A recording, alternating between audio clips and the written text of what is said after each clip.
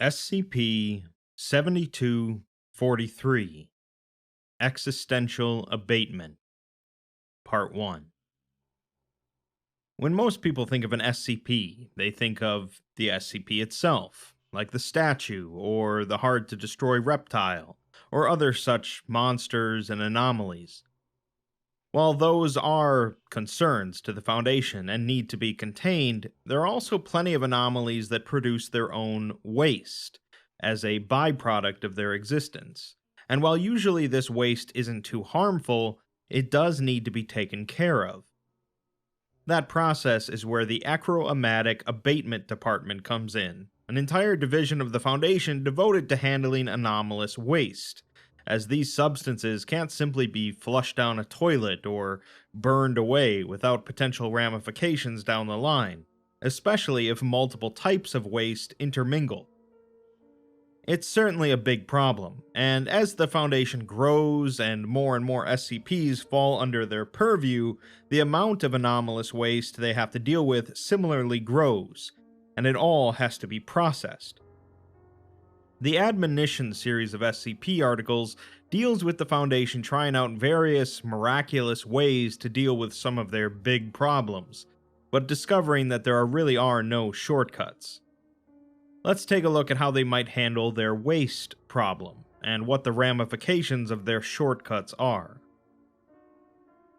We're first given a notice from the Oracle Collective informing us that an iteration of Central Normalcy Authority titled Our Foundation has been formally audited regarding compliance with organization objectives outlined in the 1981 Multi-Foundation Coalition Agreement. Advance notice regarding this was not established, as this iteration's Oracle position has been vacant for several decades, with no suitable replacement representative made known to the collective. The following report then consists of recovered files regarding the iteration in question, and the audit was manually conducted under direct supervision of Oracle Prime. What that all boils down to then is that we're looking at some version of the Foundation that's under investigation for their compliance with the objectives of the Multiversal Foundation organization. The first item under investigation are post-mortem files regarding prior timeline iteration, with the assessment being that it was a misuse of authority resources which precipitated an enhanced ascension of a Tier 4 cosmological anomaly. What they're referring to is SCP-6820, the first in the Admonition series, in which a Foundation tried to permanently kill SCP-682, but failed. This timeline was reconstituted by Goldbaker and Associates, an anomalous insurance company, at significant expense. The second item is a hazardous document regarding local patasphere instability, which also involved a misuse of authority resources, precipitating the enhanced ascension of a Tier 4 cosmological anomaly. This refers to SCP-6747, in which a Foundation tried to use pataphysics to resurrect a deceased individual, but failed. The third item is an imperceptible document regarding local noosphere instability, in which again misuse of authority resources precipitated the enhanced ascension of a Tier 4 cosmological anomaly. This refers to SCP-6659, in which a Foundation tried to create a device that could kill gods, but failed. Item 4 are system files regarding the destruction of a local cybersphere, in which misuse of authority resources precipitated the enhanced ascension of a Tier 4 cosmological anomaly and the ejection of an additional rogue element.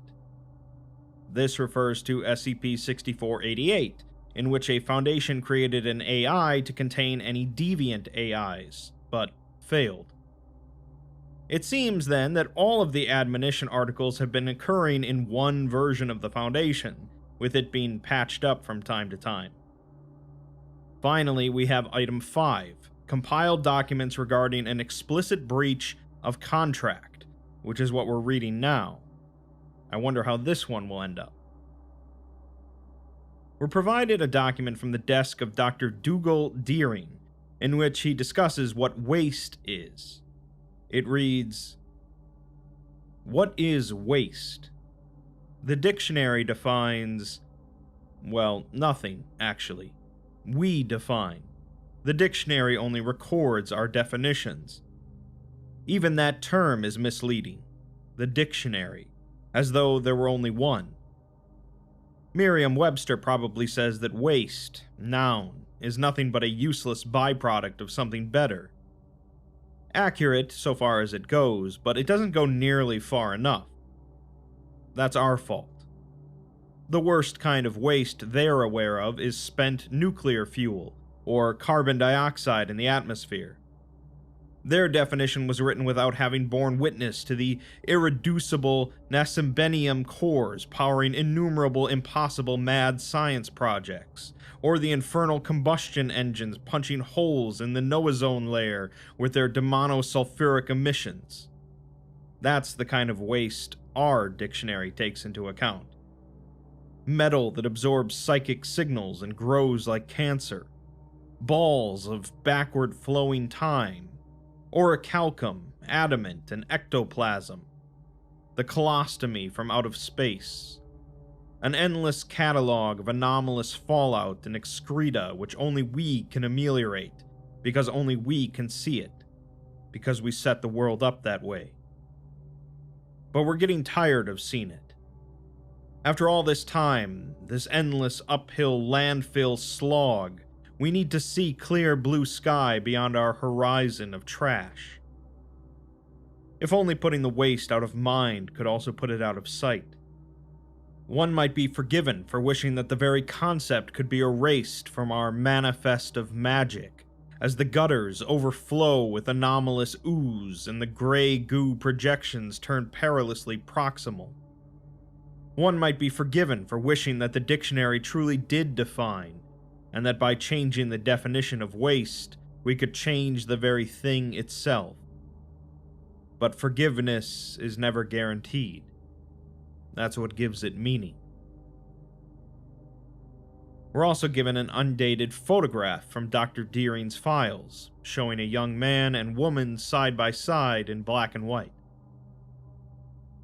Next, we're provided an incident report from September of 2028 from the Achromatic Abatement Facility AAF-D.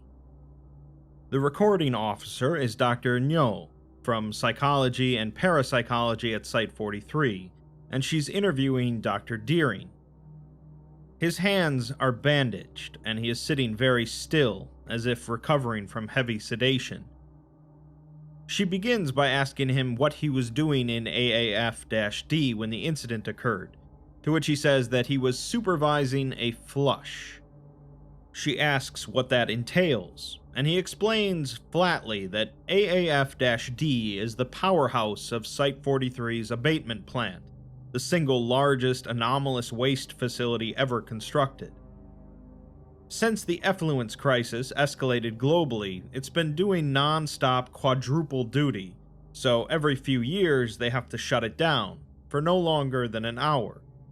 Any longer than that, and the whole system backs up irrecoverably, but they have to pump the overflow into the anachronic sump below the site, because their output is severely lagging behind their input. They're overwhelmed and operating on triage principles. Any substance requiring too much time or too heavy a resource commitment to abate has to be set aside, because certain other abatements are too time-sensitive to delay. Some of the anomalous effects of the waste can worsen the longer they're kept in the pipeline, without even getting into what they can do to the pipes themselves. When they do the flush, they're often already white-hot, or ice-cold, or humming obscenities in Latin. It's always a close call, because they can't afford to do it any more often than every few years, without the whole system failing. All this really does, though, is just buy them a little more time, and the sump under the facility is getting full as well. The man in charge of the flush this year was Deputy Chief of Janitorial and Maintenance Philip Deering, his brother. Dr. Nyo asks if he was supervising him then, but Deering just says that he was visiting him, as they never speak to each other despite working in the same facility for decades. They talked about a toy that Deering found in the basement at their parents' house, which consists of a single sliding compartment. He explains that it makes things disappear, and Dr. Nyo places her Site-43 badge pin in the compartment and closes it, at which point it vanishes. She asks him how it works, to which he says that it's magic, as he's an occultist. He didn't end up giving it to him though, and says that he's not as familiar with the abatement facility as he used to be, and they've had to make a lot of changes to keep up with the pressure. Apparently there were 2 pipes, side by side, each containing very different types of anomalous waste, with a junction connecting them that allowed for combining their contents under specific emergency circumstances.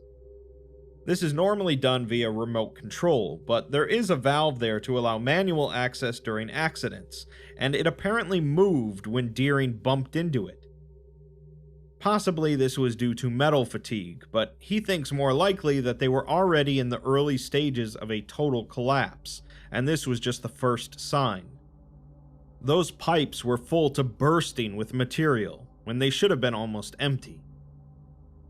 He doesn't think that they hadn't been flushed properly, but the people working there are under a lot of pressure, and the materials are unpredictable. Either way, there was a lot more waste in the system than expected, and it might have come blasting out even if he hadn't bumped the valve. The materials then mixed inappropriately, and the waste in one pipe, the Orphic outflow, instantly became every version of itself it had ever been simultaneously, before, during, and after abatement. He says that it looked like an army of Technicolor ghosts all melted together, bursting out of the pipes like steam. His brother headed for the nearest suction pump controls, which are located in every room and corridor, and which would cause all of the waste to get sucked into the sinkhole without further incident.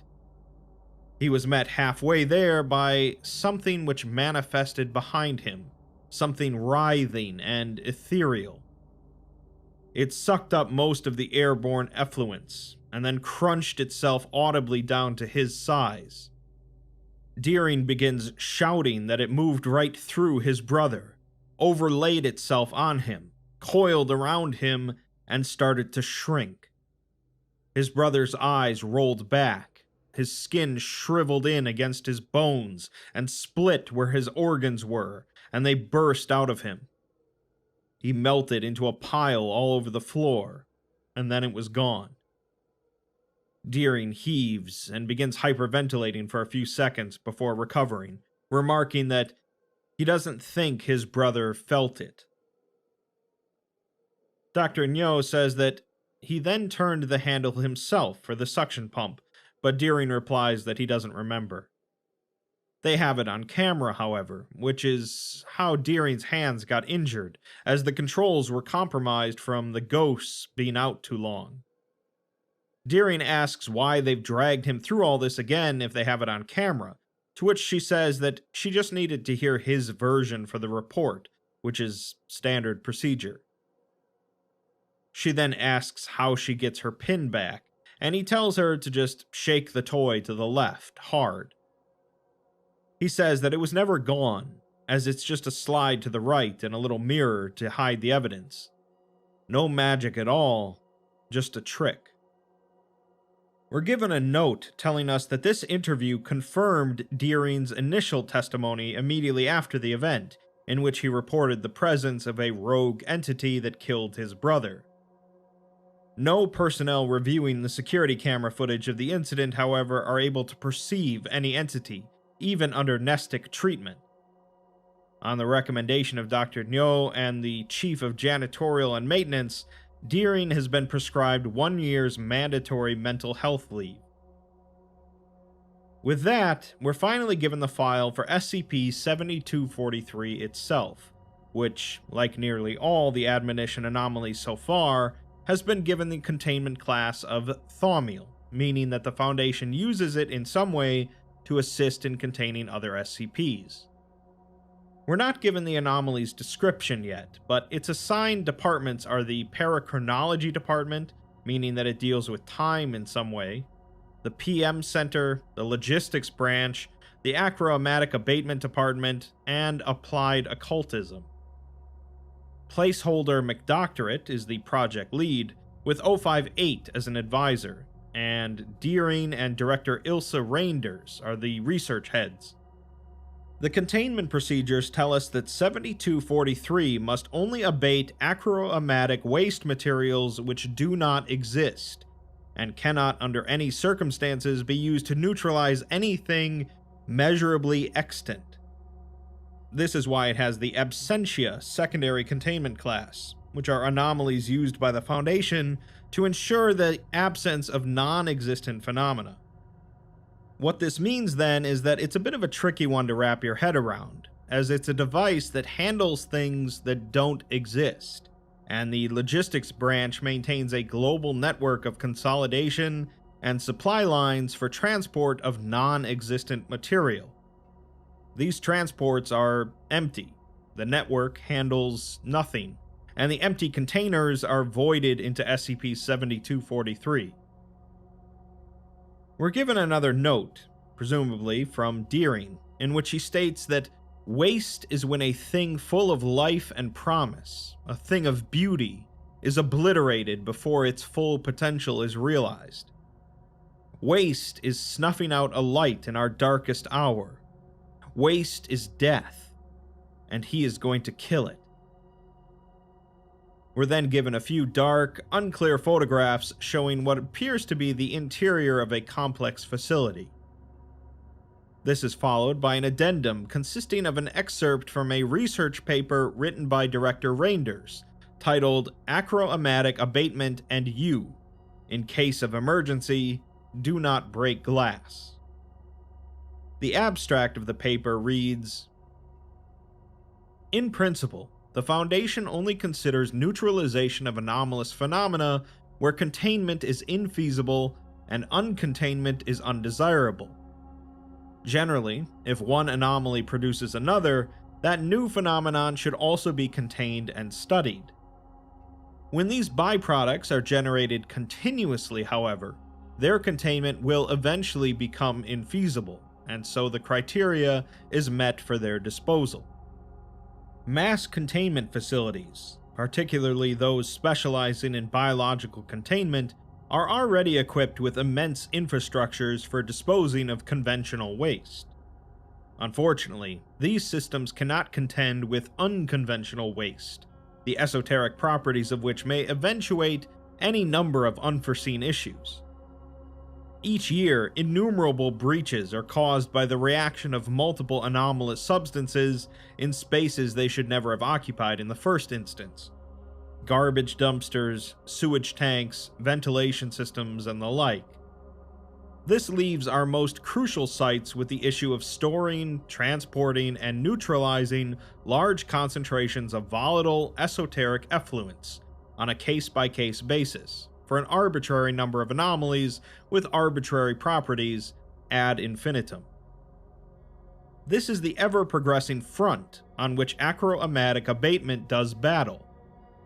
It attempts to generalize the problems of safe storage, transport, and amelioration for arbitrary achromatic waste. These are extremely messy problems to solve, and not just in the practical sense.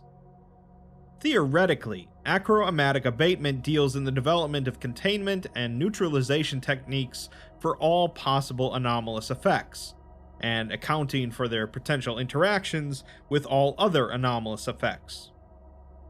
At time of writing, no singular inciting element has been identified as the cause to which the entire known range of anomalous phenomena can be attributed.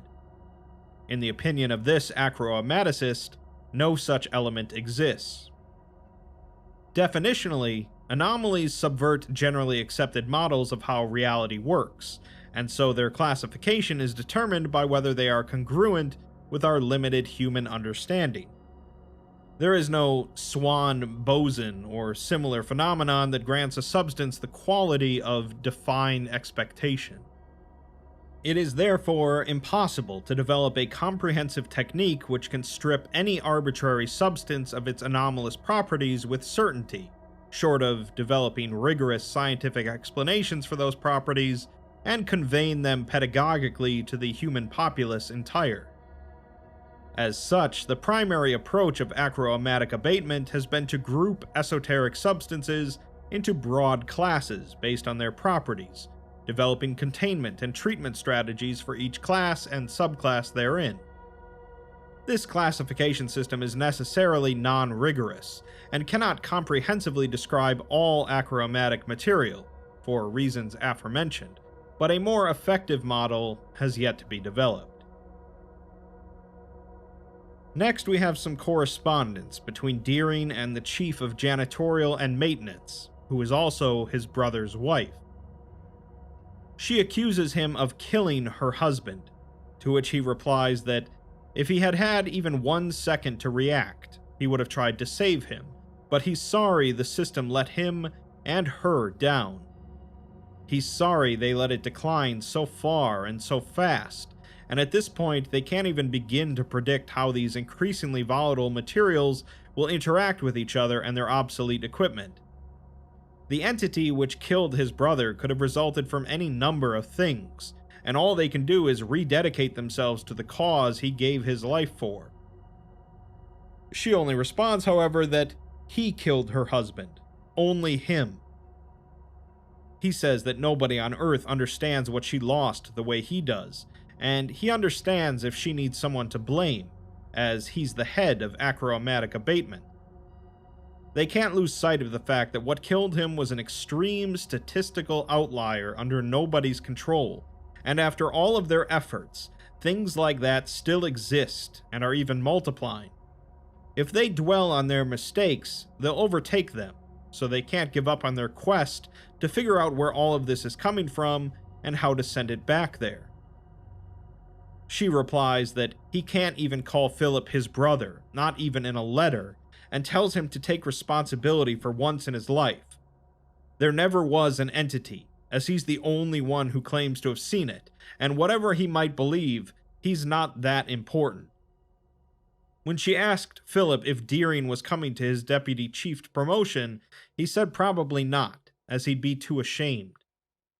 He'd internalized that for so long that he didn't even think to be sad about it. That's when she realized that she was going to have to hate him, well before he finally did something to really earn it. She says that he's incapable of facing up to anything he thinks reflects poorly on himself, so he makes excuses for why he shouldn't have to.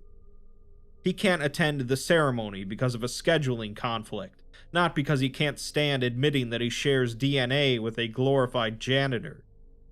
He can't come to the wedding because it's even worse seeing more janitor blood seeping into the family. He can't take a break from dissolving parathylene like an industrious little worm to allow even a single genuine moment of base human connection. He can't admit he bumped into a piece of sensitive equipment because he was too preoccupied with the cleverness of his weak, self-centered peace offering and killed the only person on the planet who ever had even the tiniest scrap of respect for him. She ends by saying that Philip never reflected poorly on him, but he reflects poorly on Philip, and to his infinite credit, that never crossed his mind. While some might be hesitant to respond to such a scathing message, Liryn replies asking what he can do to make this right. He tells her that she's the best sanitation engineer in a facility full of certified geniuses, and he wants her to give him a selfless goal that Philip would have been proud to see achieved, so that he can show her that he's never been more determined in his life. She replies with a short, but incredibly daunting task. No more waste.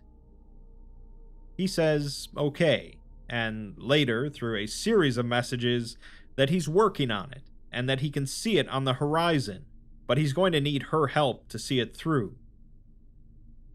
While these exchanges were going on, Liryn was also in contact with Placeholder McDoctorate, telling him that he knows he's dividing his attention between a great many projects right now, but he'll want to be involved in this. He says that Placeholder's time is short, and they can't ignore the achromatic abatement problem anymore, or else it's going to be their species' meteor strike. Liryn is the only one with the drive to deflect this thing hanging over their heads, and while Placeholder is trying to save the world for the third, fourth, or fifth time, he asks if he's content with it being his last. Placeholder then replies, saying that they should talk. Thus, we get the description for SCP-7243, the Liryn Placeholder Latent Existential Abatement Engine, an advanced industrial Eigen machine designed for comprehensive mass disposal of generalized esoteric waste. It's housed within achromatic abatement facility Exactus, the bottommost structure of Site-43, and it's the largest waste processing facility on Earth, responsible for a 95% decrease in global achromatic waste production.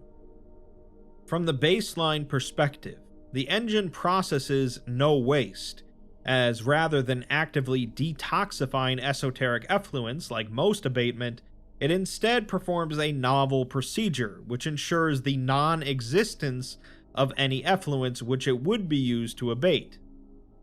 Were any substance to be deposited into the engine, the substance would be instantly annihilated, retrocausally from all of space-time.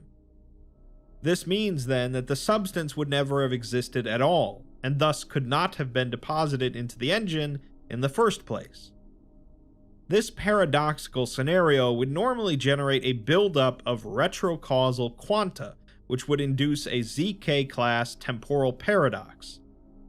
7234, however, absorbs the imminent paradox and redirects the quanta into the immediate past, colliding with the paradoxical substance, causing its annihilation.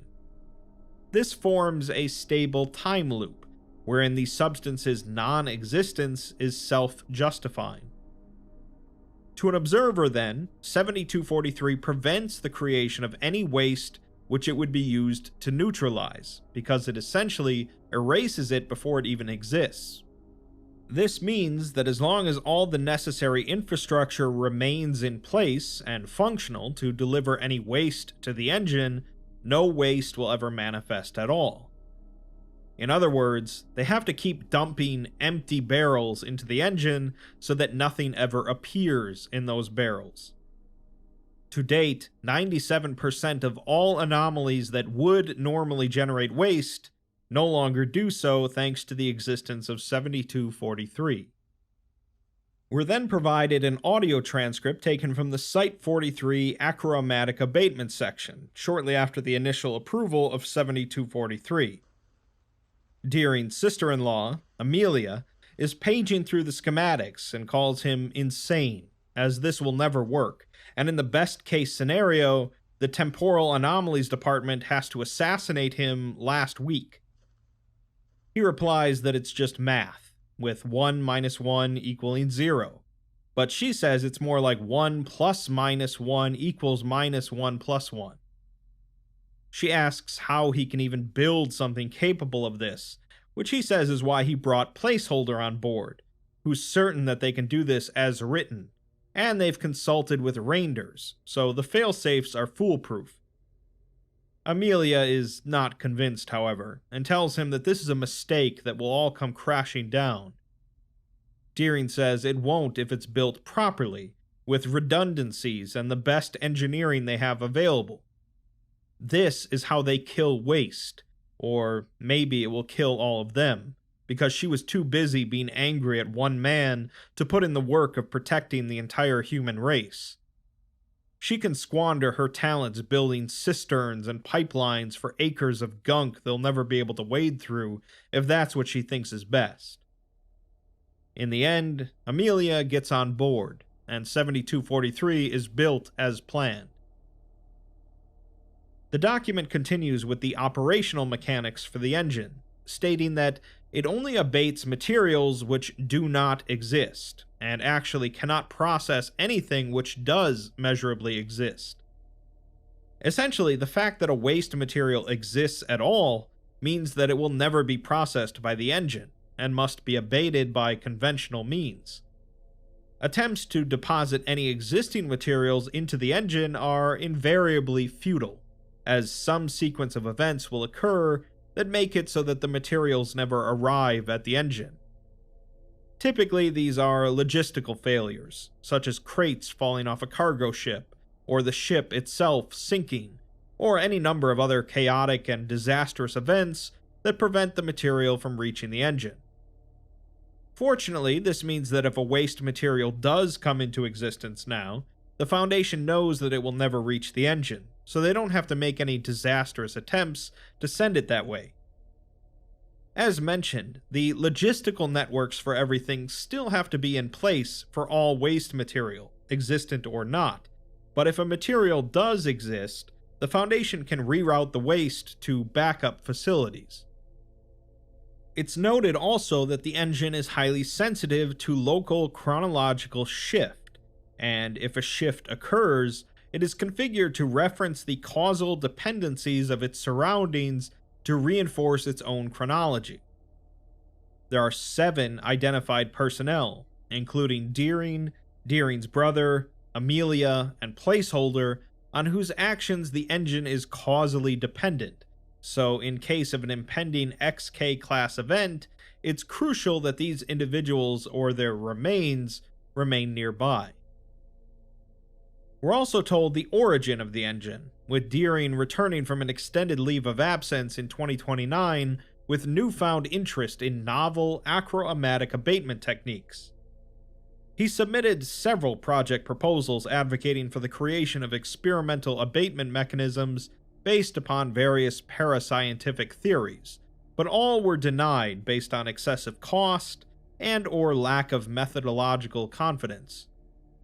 A year and a half later, one of these proposals was reconsidered by Placeholder McDoctorate, who noted that the Pilcrow-Minkowski Center for Multidisciplinary Studies had verified Liryn's relevant findings at scale. With backing by the PM Center and the Parachronology Division, the project was approved, and was completed partway through 2032. In another undated note from Liryn, he writes that, "Sometimes waste is a good thing, like heat shedding. We work off our excess physical energy into sweat, radiating the remainder over time, or convect it into the winds of change, or conducting it into the cold spaces between warm bodies. This stabilizes the interval, preventing burnout. Waste can be transformative."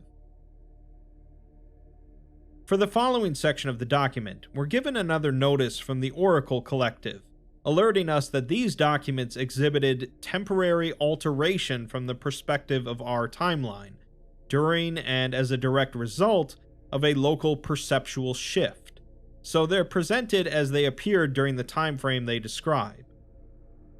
Basically, that means that the timestamps for the following incident log are obfuscated, and some parts of the document have been corrupted. It begins with a research site in Japan reporting the production of existing waste from several instances, with logistics being notified to reroute the waste to various fallback sites.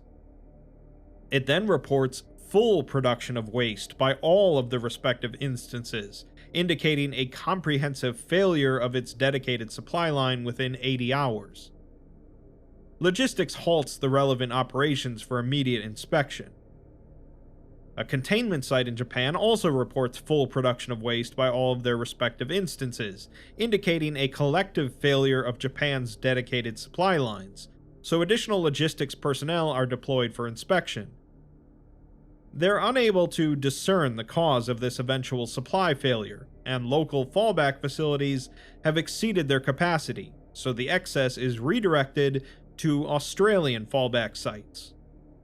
Within the next 8 hours, 3 more containment sites also report full production of waste, indicating a complete failure of all dedicated supply lines across Asia, Australia, and Eastern Europe. Logistics can't deploy sufficient personnel to every site. Achromatic abatement personnel are notified of an impending event of unclear nature, and a rigorous inspection begins of the engine and the relevant delivery systems. Facilities across Western Europe report similar failures of waste, and abatement personnel discover that these failures have been occurring at a roughly consistent rate spreading outward from the site in Japan. Soon there is a total existential abatement failure across all sites outside of North America, as emergency transport contingencies are immediately activated worldwide to alleviate near-critical buildups of extant waste. The Parachronology Department begins a lateral chronological analysis protocol to determine the likelihood of chronological or other reality shifts, and the key personnel for the engine are immediately called to their posts. Due to the loss of AI-powered communication encryption services, because of the Lotus AI containing all deviant AI, Chinese militia groups intercept the Logistics Department's communications regarding the ongoing situation. Mainland China's government refuses entry to logistics transport vessels, citing a direct order of the GOC. Contingency systems are unable to account for the critical buildup of esoteric substances, resulting in a catastrophic hazardous materials breach and the loss of the 2 sites in Japan. Facilities across North America's western coast begin to experience existential abatement failure, and the Achromatic Abatement Department corrects their prior analysis, as the point of failure here is not the site in Japan, but rather it's Site 43, affecting the furthest away sites first. All of the key personnel except for Placeholder have gathered near the engine, and Reinders texts him repeatedly to get there. Placeholder eventually responds, asking when she needs him there, to which she says now. He replies that he's busy, and he has a time-traveling, universe-hopping teleportation machine, so he's sure he'll be where he needs to be, when he needs to be. She tells him under no circumstances will he fly into the eye of an esoteric hurricane with that thing, but he stops responding. The logistics branch is unable to discern a procedural cause of failure. The Achromatic Abatement section is unable to discern any fault with the engine. Parachronology is unable to detect any symptoms of imminent CK class, ZK class, or other XK class events, and the Temporal Anomalies Department forecasts a 0% probability of any impending reality shift, chronological shift, temporal pivot, timeline branch, timeline merge, or other possible cause of the engine's failure. The Temporality Annex, however, is unresponsive. SCP-179, Saul Susser, the entity located near the Sun that warns the Foundation of extraterrestrial threats, is seen holding its head in its hands, apparently sobbing, although the meaning of this is unclear. Eventually, total existential abatement failure occurs across all relevant facilities, except those within 1,000 kilometers of Site 43. Several more fallback facilities fail, and contingency systems are beyond capacity. Reinders texts Placeholder some more, although much of the text has been lost. She says that neither of them are stupid, and tells him something if they live to see tomorrow. The document simply notes that the implications of her texts are unclear. With no discernible indication of the impending event's nature, it's presumed that some oblique malfunction of the engine will be responsible, so Reinders proposes the deactivation of the engine immediately following the delivery of all remaining waste in absentia. The waste material that doesn't exist needs to be voided into the engine to prevent a ZK-class temporal paradox. The O5 Council reports that extra-universal parties and contingency groups are entirely unresponsive, with emergency protocol Veil Break enacted. All available resources are redirected toward abatement, cleanup, and contingency efforts, with SCP-2000 activated in standby mode. Reinders convenes remotely with the O5 Council, and she is incidentally informed of Black Site Facility 6488, where the Lotus AI is housed, and is informed of the true nature of Lotus's origin and operation, as well as its imminent planned deactivation. Reinders attempts to warn the Council of the potential ramification of its deactivation, but the connection is abruptly terminated by unknown means.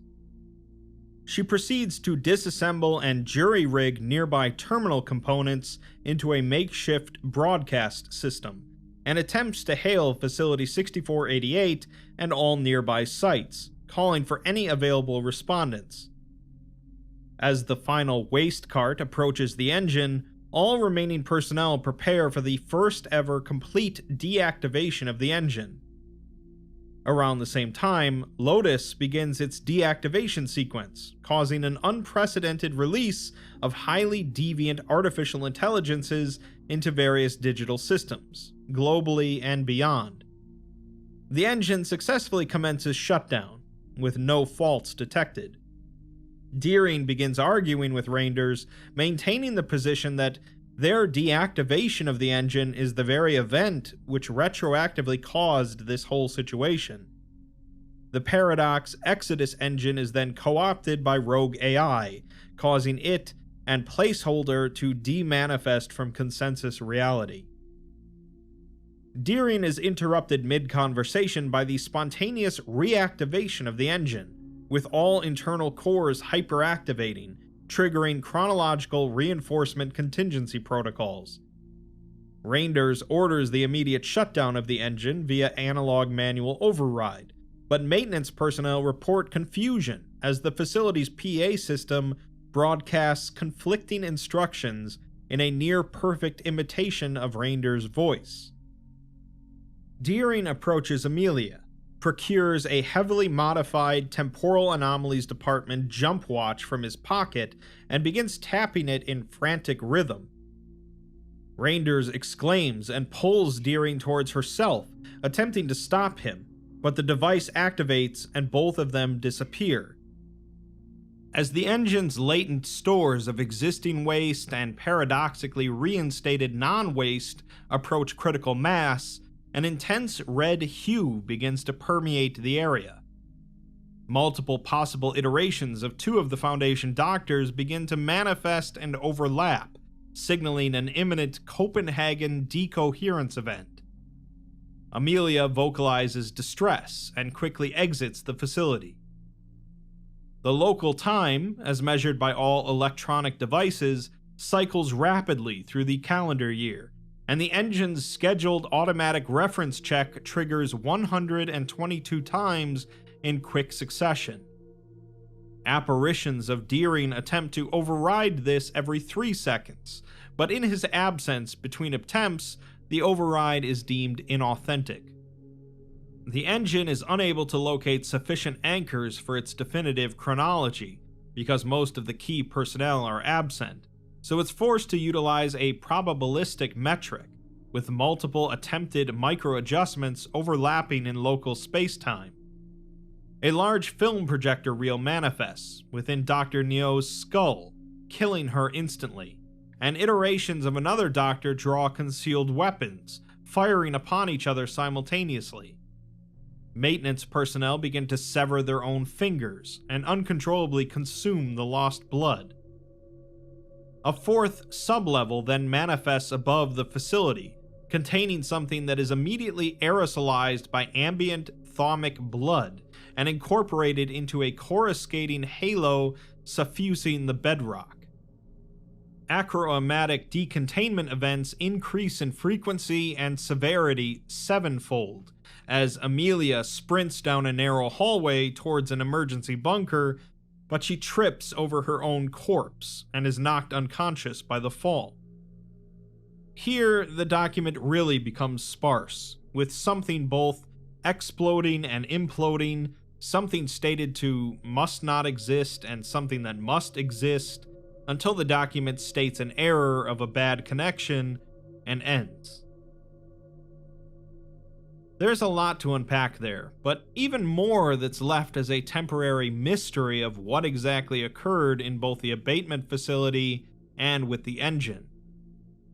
It's clear that the big ball of wibbly-wobbly, timey-wimey stuff has been messed with to an unfortunate degree, and perhaps Deering was right in that they themselves set about this situation by eventually shutting down the engine to try and fix the situation that shutting down the engine retroactively caused.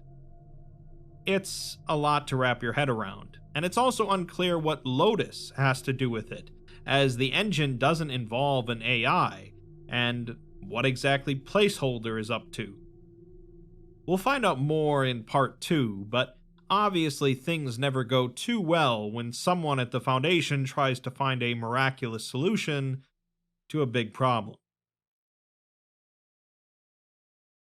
SCP-7243 Existential Abatement Part 2. One thing that's been more and more of a recent trend in SCP articles is the ever-growing problem of more and more anomalies within the SCP universe. Plenty of documents point to an in-universe increase in the rate of new anomalies popping up, and that means more work for the Foundation to handle. One part of that work is anomalous waste, with the volume of it ever increasing, to the point that in SCP-7243, it's becoming too much for the Foundation to handle conventionally. Enter Dougal Deering, who, along with his dead brother's wife and a handful of other key personnel, managed to make a marvelous machine capable of erasing waste before it can even exist in the first place. What seemed like initially a miracle cure to their waste problem eventually became a disaster as it failed to function properly, causing a massive buildup of waste worldwide before catastrophically failing and being shut down. While the engine suddenly no longer being functional is enough of a problem for the Foundation, it's really just the start of their issues, as time doesn't always play nice. We pick up where we left off with 3 more documents, all related to a nexus, which is an anomalous area or zone that supports a community of some sort. The first 2 documents discuss Nexus 7243 and are provisional documents, which have experienced significant corruption. Errors have removed information about the population and assigned facilities of this nexus, and a bunch of other info has been crossed out, such as Nexus 7243 being a hypothesized region of physical space. It states that Nexus 7243 is a designation which was created to facilitate communication, but its intended usage is rendered impossible. This intended usage is inhibited by an effect, and although they don't state what the effect is, they rule out a number of possibilities. This includes lesser or greater anti-memetic effects, cognito and narrativo hazards, miscellaneous chronological shifts, extra noospherism, and ontokinesis. It also notes that due to the recent influx of highly deviant artificial intelligences, the role of digital subterfuge in the effect cannot be ruled out. If there isn't any though, then the Nexus's intended usage is likely being inhibited at a fundamental informational level, possibly a macroscopic quantum phenomenon. This phenomenon also propagates to any term whose intended function is uniquely and practically similar to that of Nexus 7243. The following section would contain the origin for the Nexus, but the author of the document, Dr. Forkley, puts in a note that this is either above or below his pay grade, and wishes good luck at figuring out which it is. The second version of the provisional file for the Nexus is slightly clearer, and is written by Deering. He states that he's been with the Foundation long enough to recognize when he's being only begrudgingly consulted, and that's what's happening here. Despite the fact that he's the world's premier expert on this subject, and his first-hand knowledge regarding the disaster which rendered it supposedly indescribable, and despite his persistent entreaties to be looped into the research and containment process, he has been stonewalled at every turn until the utmost end of alternative resources. He once stood at the head of a scientific project second in importance to none on Earth, as they faced an anomalous waste crisis of unprecedented and ever-escalating scale. He then proceeds to give his precise and 100% accurate explanation of how that project worked and what, through no fault of his own, went wrong with it. Unfortunately, most of his description is not available to read, having been blocked out for some reason. All we're left with are a few words and phrases, such as there being multiple satellite facilities, something about his aspiration and something being erased, and a subsequent crisis. He finishes his description by stating that unlike his colleagues, he does not shirk his responsibilities, and although it doesn't matter if anyone else can parse this file, it's the correct version of it.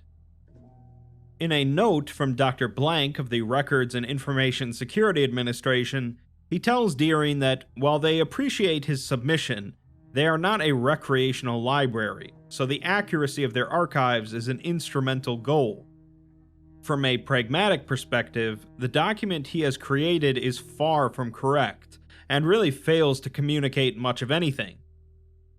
Based on the evidence, it appears that he has suffered multiple cases of intense emotional trauma in relation to this document's supposed content, and as no AI conscripts are available for counseling services, it's recommended that he seeks the support of his peers. In other words, not only can we not see the contents of Deering's description of the event, neither can anyone else, and making Deering look like a bit of a raving lunatic. This certainly calls to mind the incident with his brother dying, where no one else could perceive the entity that he claimed was there. Finally, we're given the real file for the Nexus, designated NX00, with the Nexus class of Entire. This is soon explained, as Nexus 00 designates all of observable consensus reality.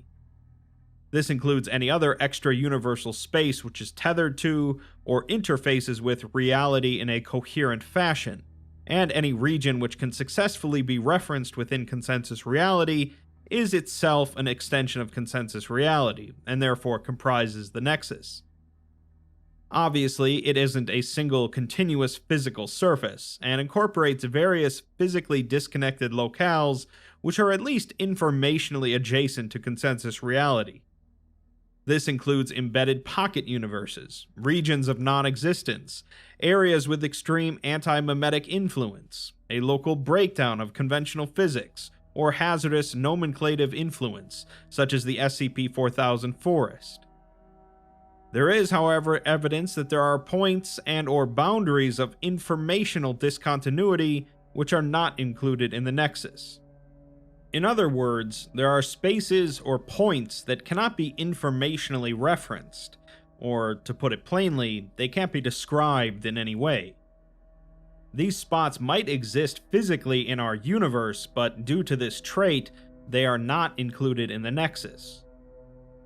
A hypothetical region existing outside of the Nexus would be impossible to reference, even in a statement which attempts to explain the impossibility of it being referenced.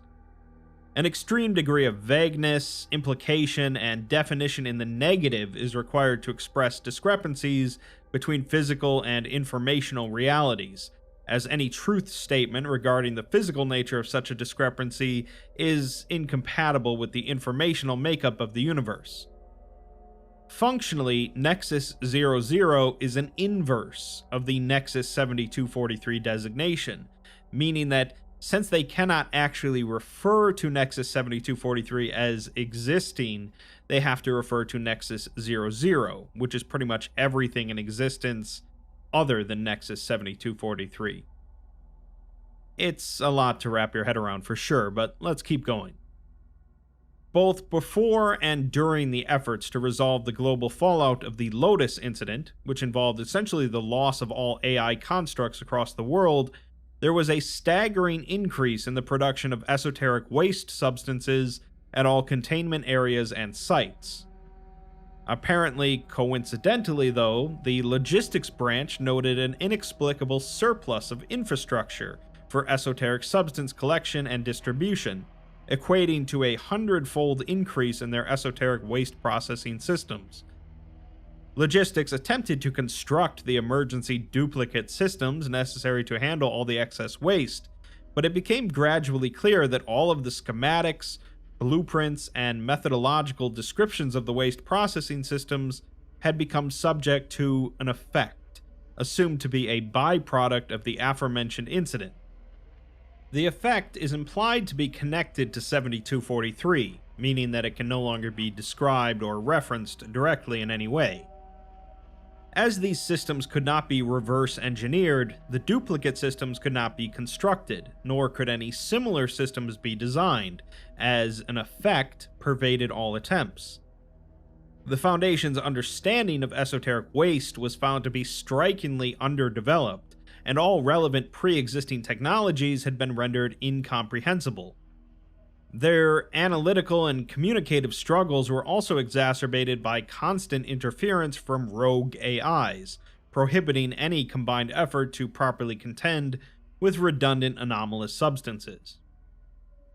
In the wake of the ongoing Lotus crisis, a critical buildup of these substances could not be afforded, and so the logistics branch, despite having an incomplete understanding of its former waste disposal solutions, decided to re-engage its global supply network and temporarily resume the delivery of esoteric substances to a discontinuity in Nexus 00, or, in other words, SCP-7243. Despite the reactivation of Lotus a few months later, an effect persisted, and was also encountered in attempting to conceptualize, describe, and measure the nature of the discontinuity, prompting the creation of both Outpost 7243 and this file. After consultation with Dr. Liryn, who had spent much of his retirement independently investigating the properties and detoxification of esoteric waste substances, he and a selection of Area 12's research staff were organized into the Department of Esoteric Reduction and tasked with the indefinite maintenance of Outpost 7243.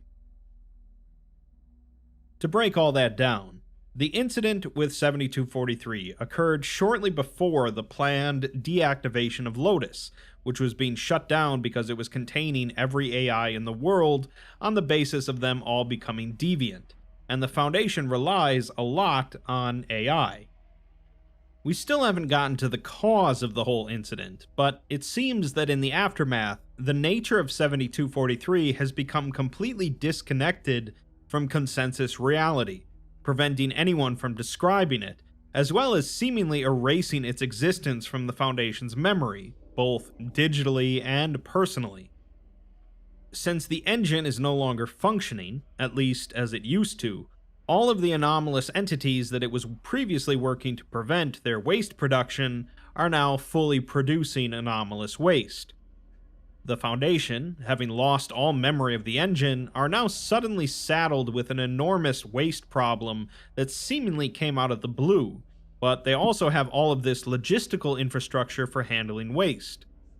That infrastructure had to be in place for the engine to function properly, but much like the waste, to the current Foundation, this also came out of the blue. What's more, they're not really sure how it all works, as it's all based on tech that they're no longer aware of, and it seems that they have suffered a drastic setback in their ability to handle waste management. This effect, which took 7243 out of consensus reality, not only screwed them once when it occurred, but is now continuing to screw them over in perpetuity, as it's an informational black hole.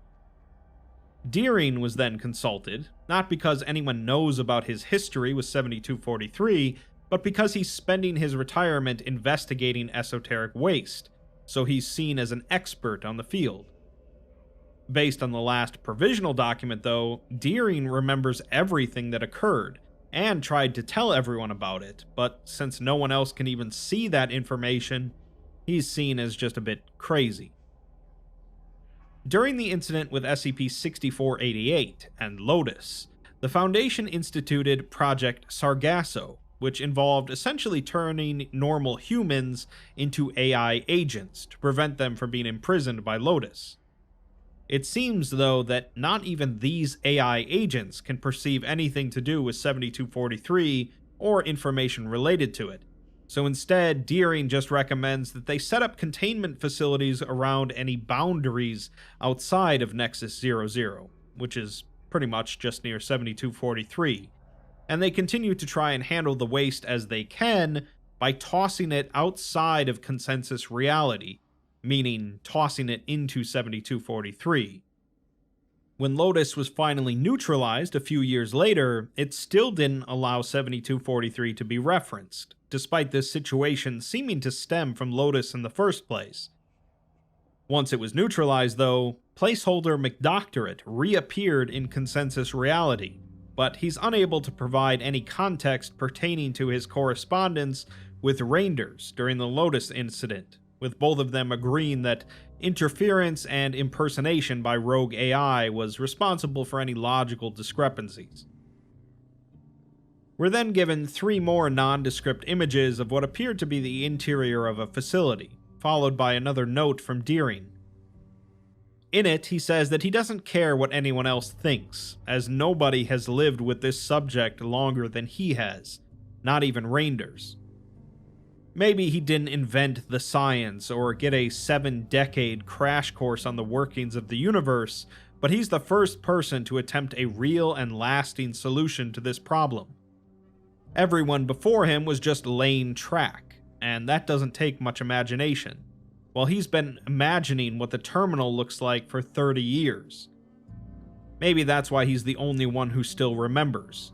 Not the O5s with their nestics, not the anti-memetics division, not even the deep wells. It's only him, because there's nothing to him except this problem, and you can't separate them and have anything left over. Or maybe he's just being punished again, because in this world, that's reason enough.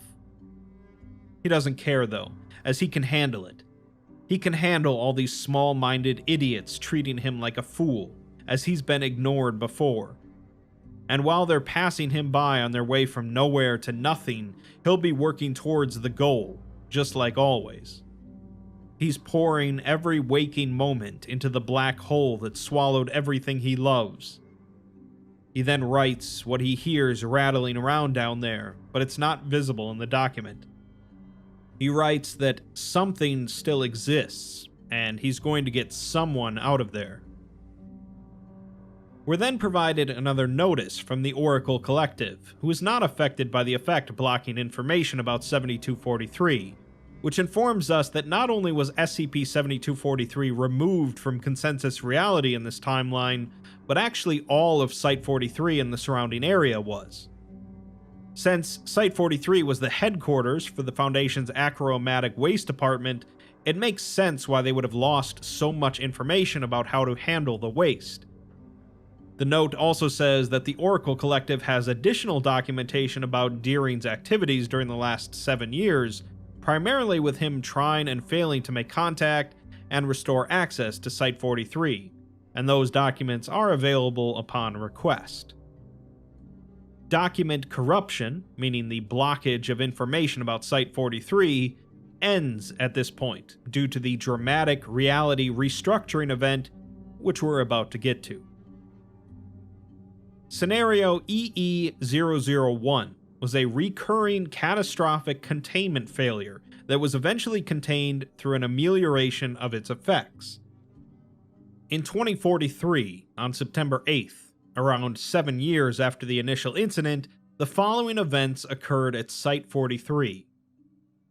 A large container of esoteric waste is delivered to Outpost 7243 by a drone, which is then offloaded and pumped through a specialized culvert into the region of non-existence.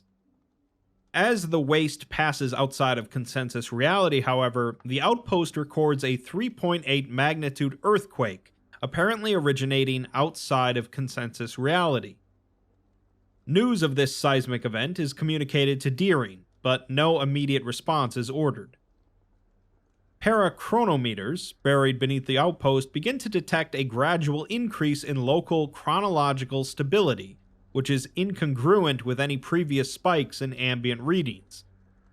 Maintenance personnel then alert supervisors to the presence of new reality beyond the defined threshold of Nexus 00, featuring a landscape composed of grasses and clay soils.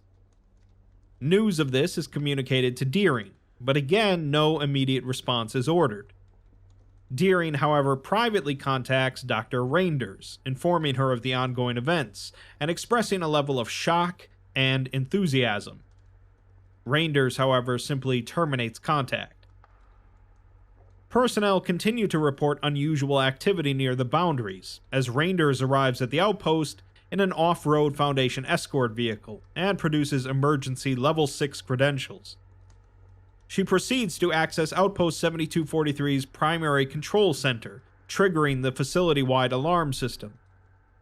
The outpost is evacuated, with critical personnel evacuated by helicopter. Reality continues to materialize past the threshold, revealing the presence of an enormous research and containment site. A joint detachment of Applied Force Department and Parachronology Division units soon arrive at the outpost, as a sudden 8.5 magnitude earthquake levels the outpost. The earthquake impacts population centers to varying degrees of intensity throughout North America, and deployed units are presumed KIA. In spite of the preceding earthquake, which appears to have directly originated from beneath the research and containment site, the site remains fully structurally intact, but grows increasingly optically distorted, eventually to the point of cognitohazardous abstraction, greatly hindering observation. A tsunami then forms in Lake Huron, and the O5 Council authorizes an experimental aerial containment operation over the affected area. A formation of silent hypersonic craft soon fly over the coast of Lake Huron, dropping an orichalcos-powered matter suspension bomb on the research and containment site below. The device activates, disrupting the troposphere across Ipperwash Provincial Park and releasing an enormous burst of charged, thaumic energy, which quickly settles into an iridescent dome measuring 4 kilometers in diameter. A colossal tsunami wave rushes inland out of Lake Huron, but is repelled backward into the lake by an unknown force. A miasma of indigo begins to emanate from within the dome, apparently contained inside of it. All readings change to indicate an imminent esoteric waste explosion of unprecedented scale, and shortly after, Site 43 is restored, followed by Site 43 being destroyed. Obviously, there's plenty of time screwery going on still, but we're provided a summary of the event to explain some things. EE-001 was a digamma-class paradoxism scenario, primarily featuring an extreme, localized, metastable Copenhagen decoherence event. This type of event involves the overlap of many different possible chronologies, which interact with a multitude of paradoxes, retrocausal quanta generated by said paradoxes, achromatic quanta dispensed into Site 43, and other miscellaneous factors to prompt a zero-sum, localized event collapse. That's a lot of technobabble, but simply it's just a bunch of possible timelines and paradoxes stacked on top of one another in a localized area, made worse by all the waste erasure that 7243 was doing. From the baseline perspective, the entire event took place over a period of 7 years and 4 months, during which time Site 43 was near fully detached and disassociated from consensus reality. Data recovered after the event was over suggests that Site 43 experienced a period of precisely 6 years during that time. The event was induced by an attack on 7243's systems by a faction of deviant artificial intelligences that were released following Lotus's deactivation. 7243 detected the attack and recognized it as an alpha priority, resorting to its default emergency behavior, which is to seek out the individuals on whom it is causally dependent, such as Liryn, Amelia, and Reinders, and reinforce its chronology using their personal histories as guideposts. Basically, to counter whatever the AIs were doing to its systems, it was going to draw out the statistically true version of itself from the past actions, memories, and experiences of the key personnel, projecting this version of reality over its present existence, which it understood to be compromised by outside forces. Had enough of the key personnel actually been present at the time, and had local instability not resulted in the rapid overlap of over 100 failed anchoring attempts, the engine would have succeeded in its task. In other words, the deviant AIs had messed with the engine, resulting in all of those weird effects during the incident, such as the local time rushing forward a year, which caused the engine to run its automatic checks 122 times, messing with its ability to find the statistical true version of itself.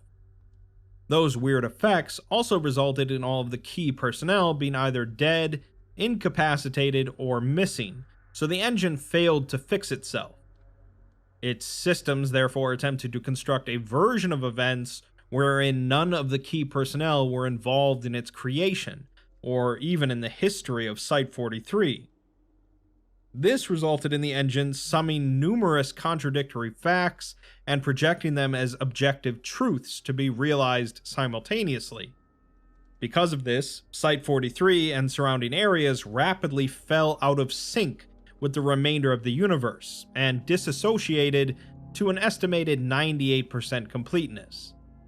It's theorized that this effect was so all-encompassing that it could not be corrected by a naturally occurring CK or ZK class event, which may have been triggered multiple times during the process.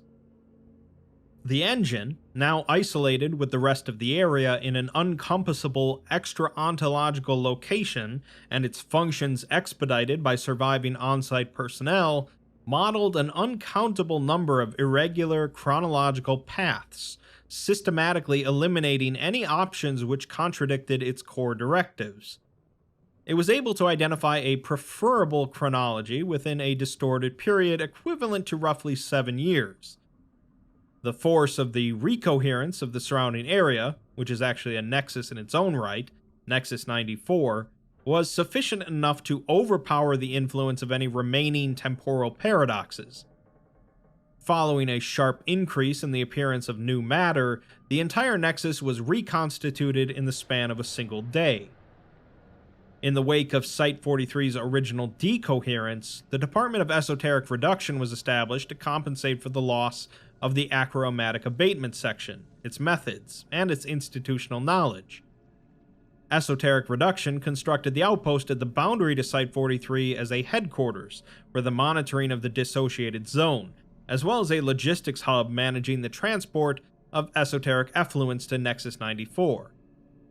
Though the Nexus didn't actually conventionally exist during this period, waste could still be moved into it via a decommissioned pipeline, believed to have once carried platonic material to Achromatic Abatement Facility AAF-W. For reasons which remain obscure, this pipeline had not fully dissociated. For almost the entirety of the span of the decoherence, Nexus 94 had been injected with vast quantities of esoteric waste from across the globe, and lacking a feasible alternative or the experience necessary to formulate one, Esoteric Reduction was allowed to proceed with this arrangement indefinitely.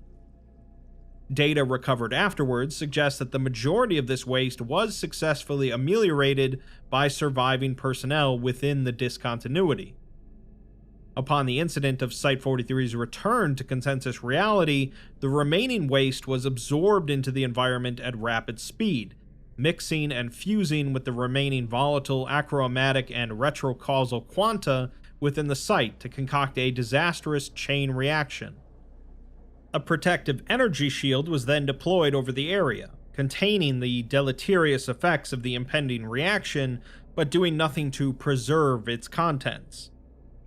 Minutes after the shield was deployed, a cataclysmic explosion of esoteric waste and condensed antichronons atomized what remained of Site-43, with the energy shield now overhanging a vast, cavernous pit.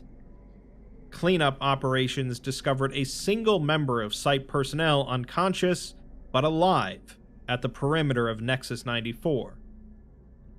To summarize the summary then, The engine, left with no other recourse, created a local timeline for Site-43, in which none of the key personnel involved in its creation were involved in its creation, or with Site-43 at all. This created quite a paradoxical situation, resulting in the area dropping out of consensus reality for years. During that time, practically no one except Liryn and presumably Reindeers could remember anything about Site-43, the engine, or much about esoteric waste in general.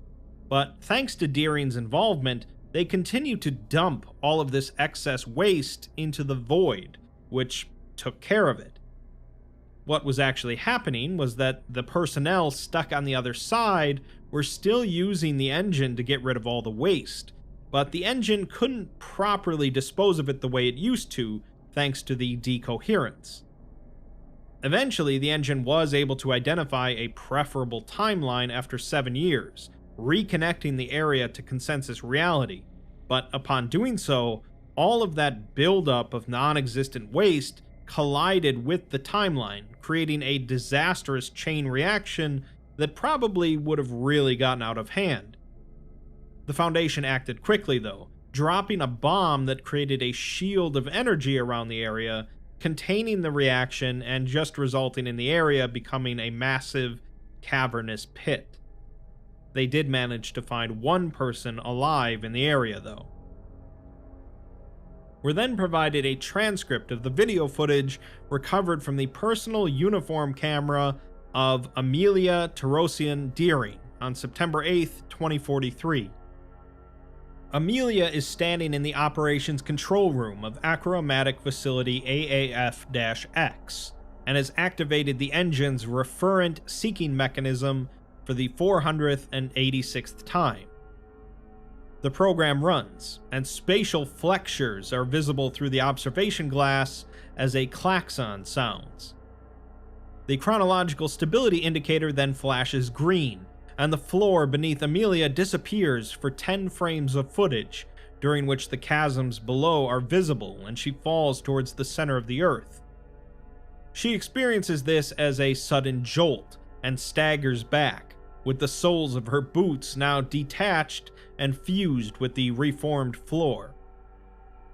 She watches as the cavern in which AAF-X is situated continues to contract and expand, the machinery within shrinking and enlarging in opposite rhythm. There's a sound of thunder, causing her to cover her ears, and the bulkhead door behind her shatters like glass. The engine's visible components begin to redshift, and the floor and walls shake violently as a fissure appears in the cavern ceiling beneath the foundations of Abatement Facility AAF-D, glowing amber. Amelia's diagnostics reveal that low-priority spectral material in a long-term holding cycle within the older facility has breached containment, becoming visible as a steady downpour of amber fluid through the crack. The fluid coruscates, bends, and approaches the control room with apparent intent, and Amelia leaps through the shattered door as the fluid snakes through the observation glass, pursuing her. She flees through the gradually reformulating ruins of AAF-X, and a ruptured paraspectral grounding conduit arcs electricity into her jacket, setting it ablaze with blue fire. She tears it off without pausing. There is a flash of amber, and she throws herself violently through a door into a side passage as the spectral limb behind her misses by millimeters. The floor disappears again, but this time does not immediately reformulate, and Amelia falls into the next sublevel, landing in a pool of red blood corpuscles being churned by a series of adamantine whisks. The limb reaches down towards her as she scrambles to the lip of the pool, and she dives beneath the surface to avoid it. The ceiling above her then reformulates, severing the fluid limb as the leading end disintegrates into a shower of amber sparks, which hiss and sparkle as they strike the blood. Amelia surfaces and pulls herself to safety, staggering to her feet and continuing to flee as the walls begin to glow white hot. A clover leaf of 7 identical passages meet at an open elevator shaft, and Amelia is seen approaching it from each passage, with each iteration moving at a different rate of speed, displaying injuries consistent with different trauma. Running blind, each iteration apparently fails to notice the others, with the one filming reaching the elevator first. She leaps into it and activates the controls, as the remaining instances are caught by the attacking limb, which gathers them up as one. They melt into ectoplasm as the elevator rises into the ceiling, and visual contact is again lost. This sublevel of AAF-X is seen shimmering red, and an automated emergency message begins to play with Amelia's voice. It says that chronological reinforcement is 50% complete, with the irrealism factor at 7, ontocaustic, meaning that there's a level of divergence between internal and external conceptual spaces which cannot be reconciled without the annihilation of all intervening matter. The message advises evacuation, where possible, and repeats itself 7 more times, adding 1 more voice each time consisting of the 7 key personnel. Amelia emerges into the cavern proper, moving quickly over a series of catwalks which thread between towering factory stacks and storage tanks. Each is now translucent and filled with bubbling liquids in a variety of different colors. Electrical explosions occur in the distance, across the pit at the core of the engine, and approaching Amelia, with the resultant sounds appearing to occur in reverse. The roof of the cavern begins to shimmer, and the roots of the forest above are clearly visible along with the external membrane of Site-43, the topside elevators, and the fractally warped remains of the surface refinery facilities. The assailant is visible above, winding through windows and doors, over tracks and gantries, searching for its prey. Amelia gasps in pain, severely winded, as she reaches the tunnel to the disposal pit, and the assailant snaps to attention, beginning to snake towards her, partially obscured by piping and machinery. She clambers onto an empty waste cart and sets it moving in reverse, as the tracks at the edge of the pit begin to deform like rubber, with the deformation spreading as the explosions grow in intensity and volume. The cart exits Site-43 and enters a system of circuitous tunnels, rapidly outpacing the assailant. A persistent prismatic glow advancing from the cavern outpaces it as well, and it disappears. The cart automatically ascends a series of switchbacks, shaking violently as the tracks elasticize and vulcanize, and Amelia begins to weep. The waste cart eventually emerges at Depot 43 on the eastern fringe of Nexus 94, and she leaps off as it passes through the terminal station, striking the platform and disintegrating. The visible light here is a pale gray, and all moving objects are moving sluggishly, with lingering motion trails. She pulls herself hand over the platform and out of the station, then staggers at a jog towards the distant fence. There is a sudden distortion on the video feed, and the gray illumination is replaced by moonlight as Amelia turns to look back while passing through the unmanned security checkpoint.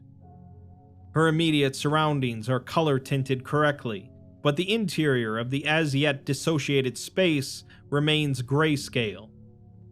A bubble of color is expanding from Site-43, the colors inverted from the original dissociative event, and as she watches, a ball of light originating from the sky cuts through the expanding starburst and coats the Nexus with a bubble of reflective plasma. Before the coverage is complete, the total obliteration of Site-43 is visible, and a single large amber tentacle thrashes in apparent distress and/or frustration as it coils around the lone surviving stack. The facility's explosion temporarily overwhelms the thaumic shield, casting luminous tendrils into the sky and lake, which disappear in points of brilliant white. Amelia then collapses, blocking the camera view. In another undated note, someone, possibly not Deering, writes that Waste is what you've done with your life, with our lives, and potentially with every human life on Earth, and every Earth, and all for pride, selfishness, and misguided affection. The cost of that waste is incalculable, and how would one even begin to abate a waste like that? Miraculously, though, Amelia managed to survive the entire ordeal, as well as the explosion that obliterated Site-43, so we're given a transcript of the first meeting between Deering and her in the aftermath. He finds her in a hospital bed, with no sign of any physical injury visible on her person. She smiles at him as he approaches, and he asks how she's feeling, remarking that it's a stupid question, and says he can't imagine what she's been through. She replies that neither can she, as she can only picture some of it, and she says that he's wondering why she's not out of her mind. The thought crossed his mind, but he had the tact to stop it before it reached his mouth. She replies that he must have been busy while she was gone, but Deering doesn't respond, so she says that he's allowed to smile. He just asks how she did it, and how she did anything. She closes her eyes and replies that she's not going to tell him everything, as she's still exhausted, and she might not ever tell him the whole story. We're then given a note written by Amelia afterwards, which reads, "Dougal Deering saved me, in a sense. I'd already been talking to my mirror for years, staring myself in the face and asking what I should do, imagining that my reflection was actually Phil's, not because he was some wellspring of knowledge. He'd have been the first to say that he put the J in J&M. He was smart, smarter than he ever gave himself credit for, but he was no engineer.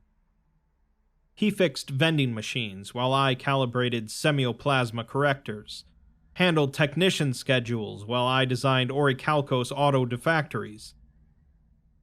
Anybody could have done his jobs, but it always meant everything to me that it was him. So, every single day since he's been gone, I'd imagined I can see him in the mirror, pushing me forward. But it's only my memory of him. It's a strong memory, but it still isn't real. His ghost in my shell. For that first year trapped in the world's highest stakes escape room, I kept on imagining him, egging me on, urging me to survive, to find a way out, like Ilsa did. But I'd gone to the well too many times, and I knew how shallow it was. I knew he was gone, even if I couldn't admit it. It wasn't enough to keep living for a dead man. So I let the picture shift, and focused on someone who wasn't dead. In another transcript of her camera footage, Amelia is standing within the concentration cell of Achromatic Abatement Facility AAF-D, although it's unknown how she ended up there. The walls are coated with bubbling yellow mold, and she opens the vault door, exiting into the facility proper. The facility renders in muted colors with luminous gray outlines, and she begins to walk towards the access elevator for AAF-X. She looks down, and is seen wearing an Esomat suit, the soles of which are sinking into the floor tiles, leaving visible footprints behind. She continues down the corridor, passing a series of prone human forms, with their bodies misshapen and the name tags on their uniforms blank. Later, she's standing at the junction of one corridor and its apparent double, converging at an angle of approximately 15 degrees, so that the exterior wall of one blocks progress down the other. She reaches down to turn the valve on a tank attached to a rolling dolly at her side, and she raises a misting wand, beginning to spray a chalky substance onto the offending wall, causing it to scream. Later, she's standing still in a featureless tile corridor, shaking uncontrollably and hyperventilating, although no apparent danger is visible. She then says no, and curses at something, before proceeding down the corridor with erratic movements, as though avoiding obstacles not visible on the camera feed. Back in the conversation between Amelia and Deering, he tells her that he'll take anything she can give him. She says that it took her maybe a month to get to her office, not needing to eat or sleep or maybe even breathe. It took another month to partition off the AIs still stuck in the systems with the admin control panel on her tablet. The Scranton reality filters were only working at about 80% efficiency to start with, and she watched that number tick down every day. Eventually, they were going to fail completely, and she'd end up like everyone else. But in the meantime, it made everything not unpleasantly fuzzy, like she was always just waking up from a deep sleep. It was hard to focus on more than a couple of things at once, so she focused on the things that mattered, mostly escaping. In another note, she writes, "I pictured Dougal Deering's smug smirk and dead eyes, and I blamed him for everything he deserved to be blamed for. Failing to excel when we needed excellence the most. Killing my husband. Digging himself a pity pit and hiding in it. Begging me to forgive him. Making me think I might someday have a reason to do it. And then leaving us worse off than we'd been before it started. I used my hatred of him as a lodestar. My most powerful, unfailing, infinitely renewable reality anchor. Every inch I clawed back from oblivion was getting me closer to exposing him as a fraud to the Council. Every grisly mess that popped back into existence in front of me, every body bifurcated by a wall, every screaming pile of gristle with its skin abstracted and its pain receptors shining in my flashlight beam was another mistake I could spit in his face if only I held on a little longer. When I started powering up the machinery again and setting it to a task it was never designed to perform, and did the work of 100 techs at once, and I ached and sweated and froze, and the hole in my stomach where the need to eat and drink and defecate was gone, I told myself I was proving once and for all that us lowly technicians actually putting in the elbow grease could do things that effete fop had always been incapable of. In more camera footage, Amelia is examining a makeshift thermotitration meter consisting of a work tablet attached to the electricals on an intensely vibrating pipe. She asks herself where something is coming from, double-checking her readings and shaking her head, before sighing and beginning to perform manual calculations on her tablet. Later, she's crouching over a console in the AAF-X atrium, remote controlling a maintenance drone. The drone is LiDAR mapping the interior of the facility, which is expanded by an order of magnitude that the surrounding bedrock should not have been capable of containing or supporting. A sudden fluorescence of light strikes the drone, and it is explosively duplicated 15 times in quick succession. The signal is then lost, attenuated between too many devices at once, so Amelia lies down on an inflatable mattress and stares at the ceiling until the camera automatically deactivates. Sometime later, she's tapping a tablet displaying Reclamation Schedule 2036 to 2037. Each item is marked complete in green, with the date visible as September 6th. Her reflection is caught in the screen, and she's seen to be smiling. Later still, she's standing in the Operations Control Center for Achromatic Abatement Facility AAF-X, looking out on the central pit. A stream of heterogeneous effluence is pouring into the pit from above. She clicks her tongue in disapproval as she interacts with the engine's input console, generating a list of potential anchor targets for chronological reinforcement as sorted by declining probability. The highest rated anchor is herself, so she confirms the selection. The engine secures the referent anchor, and the camera view flickers and distorts as a red light passes over her as it attempts to reconcile its chronology. Every flat plane in AAF-X begins to pulsate as though mapped to an invisible spheroid located in the central pit. An emergency klaxon sounds, and Amelia runs diagnostics, with the date and time visible as September 8th, 6:21 p.m. The pulsation and klaxon cease as error messages flood the console. The chronological stability indicator flashes red, and a glowing amber fissure appears in the cavern ceiling. The engine begins its shutdown procedure as Deering, Reinders, and an additional Amelia appear in the control room. They are reenacting the events of the original derealization event as Amelia flees. In the present, Deering says that he's still baffled as to what she was able to accomplish, as the rubber band effect would have lasted 10 years or longer without her working away in there. They couldn't have waited that long, as they needed her back, and here she is. He asks how she kept perspective, working towards that goal without any foreknowledge that she had a chance. She says that that's always been the job, and they don't take snow days, causing Deering to laugh. She looks away, and he apologizes, to which she says that she's never heard him laugh like that before, like Phil.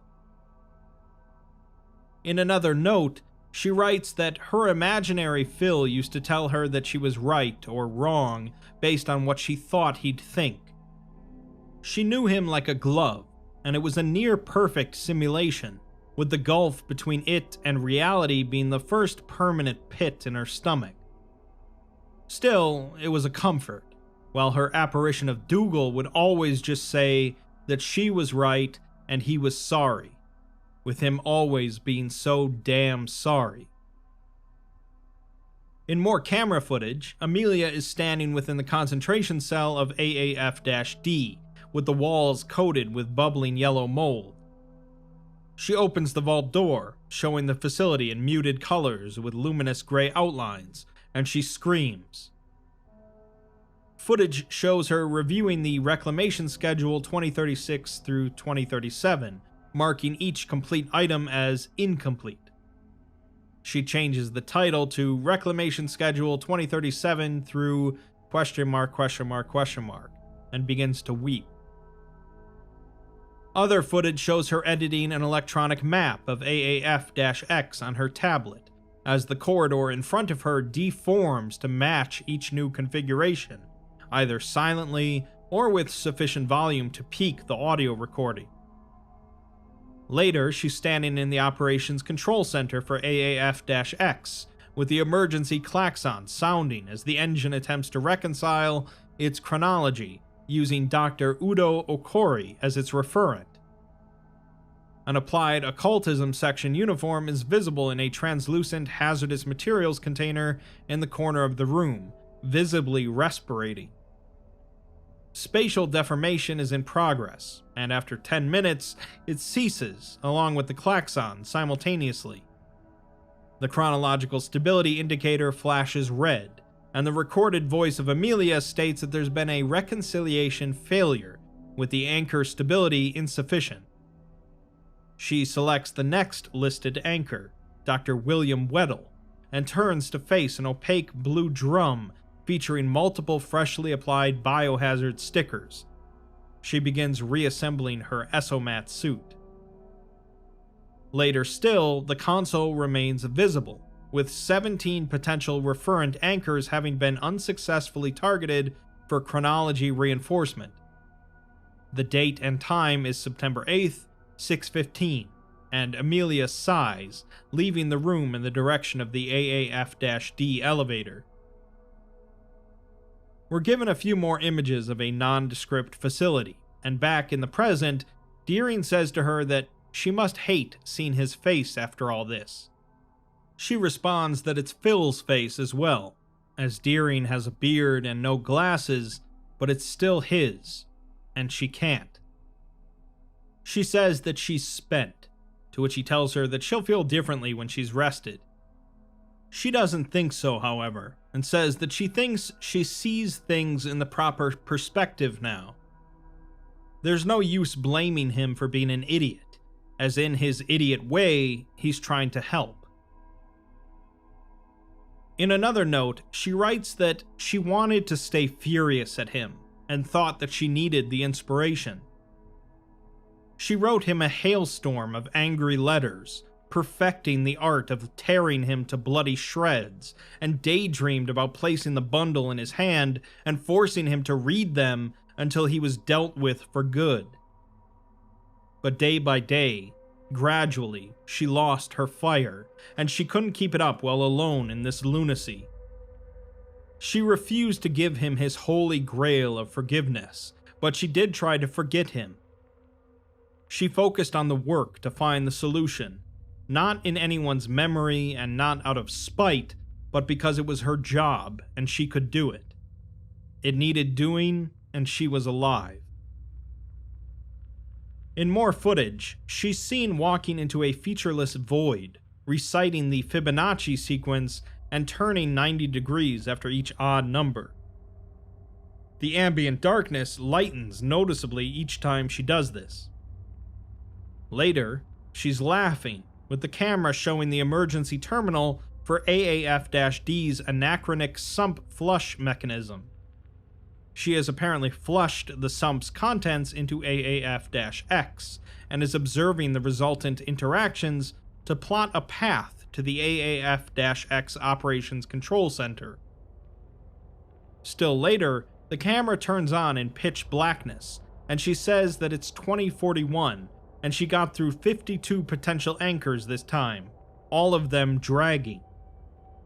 She's hitting the shoals in about 20 minutes, and might go down with the ship this time, asking if there's any objections. The camera remains active for 19 minutes before red emergency lighting begins, illuminating the ceiling of the AAF-X operations control room. She sits up, stands up, picks up her tablet, and heads for the door. In the present, she tells Deering that he's trying to fix his old mistakes, but he keeps making new ones in the process, and that needs to stop, now. As he tries to interject that he doesn't think, she cuts him off, saying that he thinks too much actually, but never about the right things. He thinks about how unfair it is, about how it's not his fault, but he never examines his motivations. His job is to resolve the abatement crisis, but he's only been pretending to do that. The world's toilets are overflowing, and here he is plunging down his black clog of guilt on their borrowed time. She tells him that this is what he deserves to hear, as he keeps messing up, and every time he does, he waits for someone to tell him it's okay, but it's not. It isn't okay that he's wasting their final opportunities in favor of feeling sorry for himself, and that's over as of this moment. If he needs Phil to forgive him, he can't, because he's dead. If he needs her to do it, then he's worn her down and she's sick of it, so she forgives him. Now she tells him to take responsibility and do his job.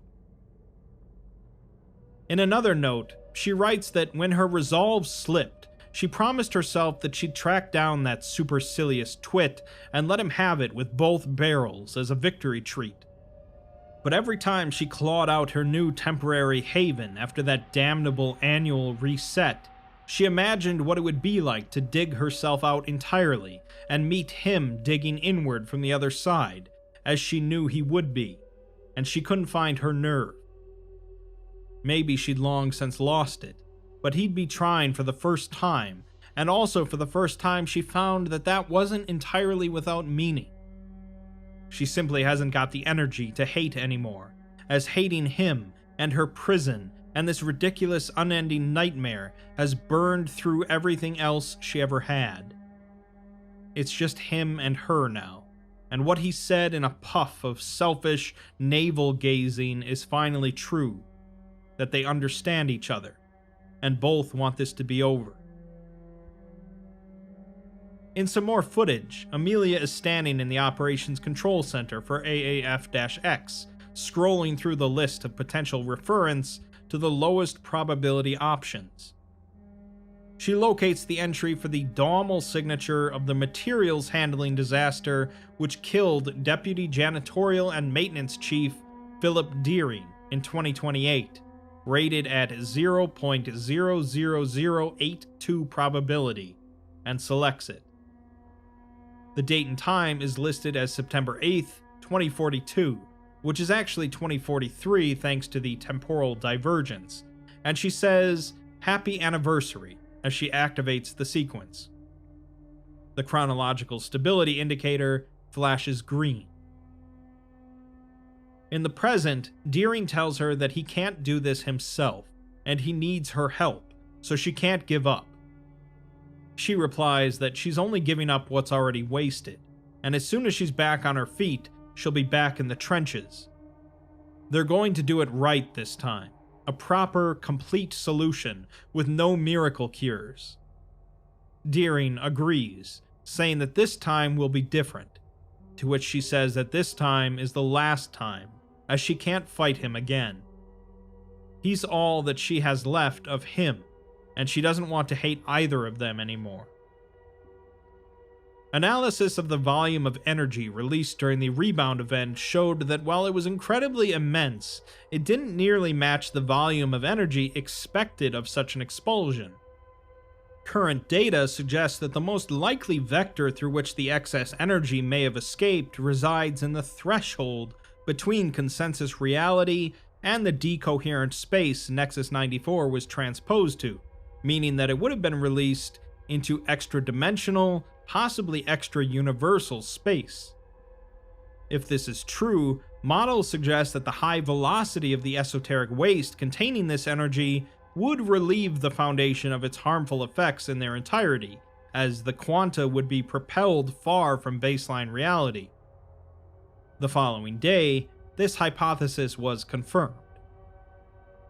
In other words, much of that anomalous, time-bending energy wasn't released in that big explosion, but was instead sent into other dimensions or universes. I'm sure that won't have any consequences. So Amelia managed to escape the temporal limbo that she and she alone was kept in, thanks to finally fixing the engine and releasing all of the pent-up energy from the waste processing. She finally managed to do this after running through every possible person and event that could be used as a reference for the engine to stabilize itself temporally, by anchoring it to the least likely contender, the incident which killed Phil. This is the one that finally clicked, suggesting that the engine couldn't exist without this event occurring. Why she and she alone was stuck in there isn't exactly clear, although she suggests that Reinders also escaped. But now that she's out, they still have a big waste management problem to solve now that the engine's gone. That's not including the potential problems stemming from that energy getting sent into other universes. She tells Deering that there will be no more miracle cures, and they're going to fix this once and for all, but from the sounds of it, they're going to need a miracle cure more than ever to sort all this out.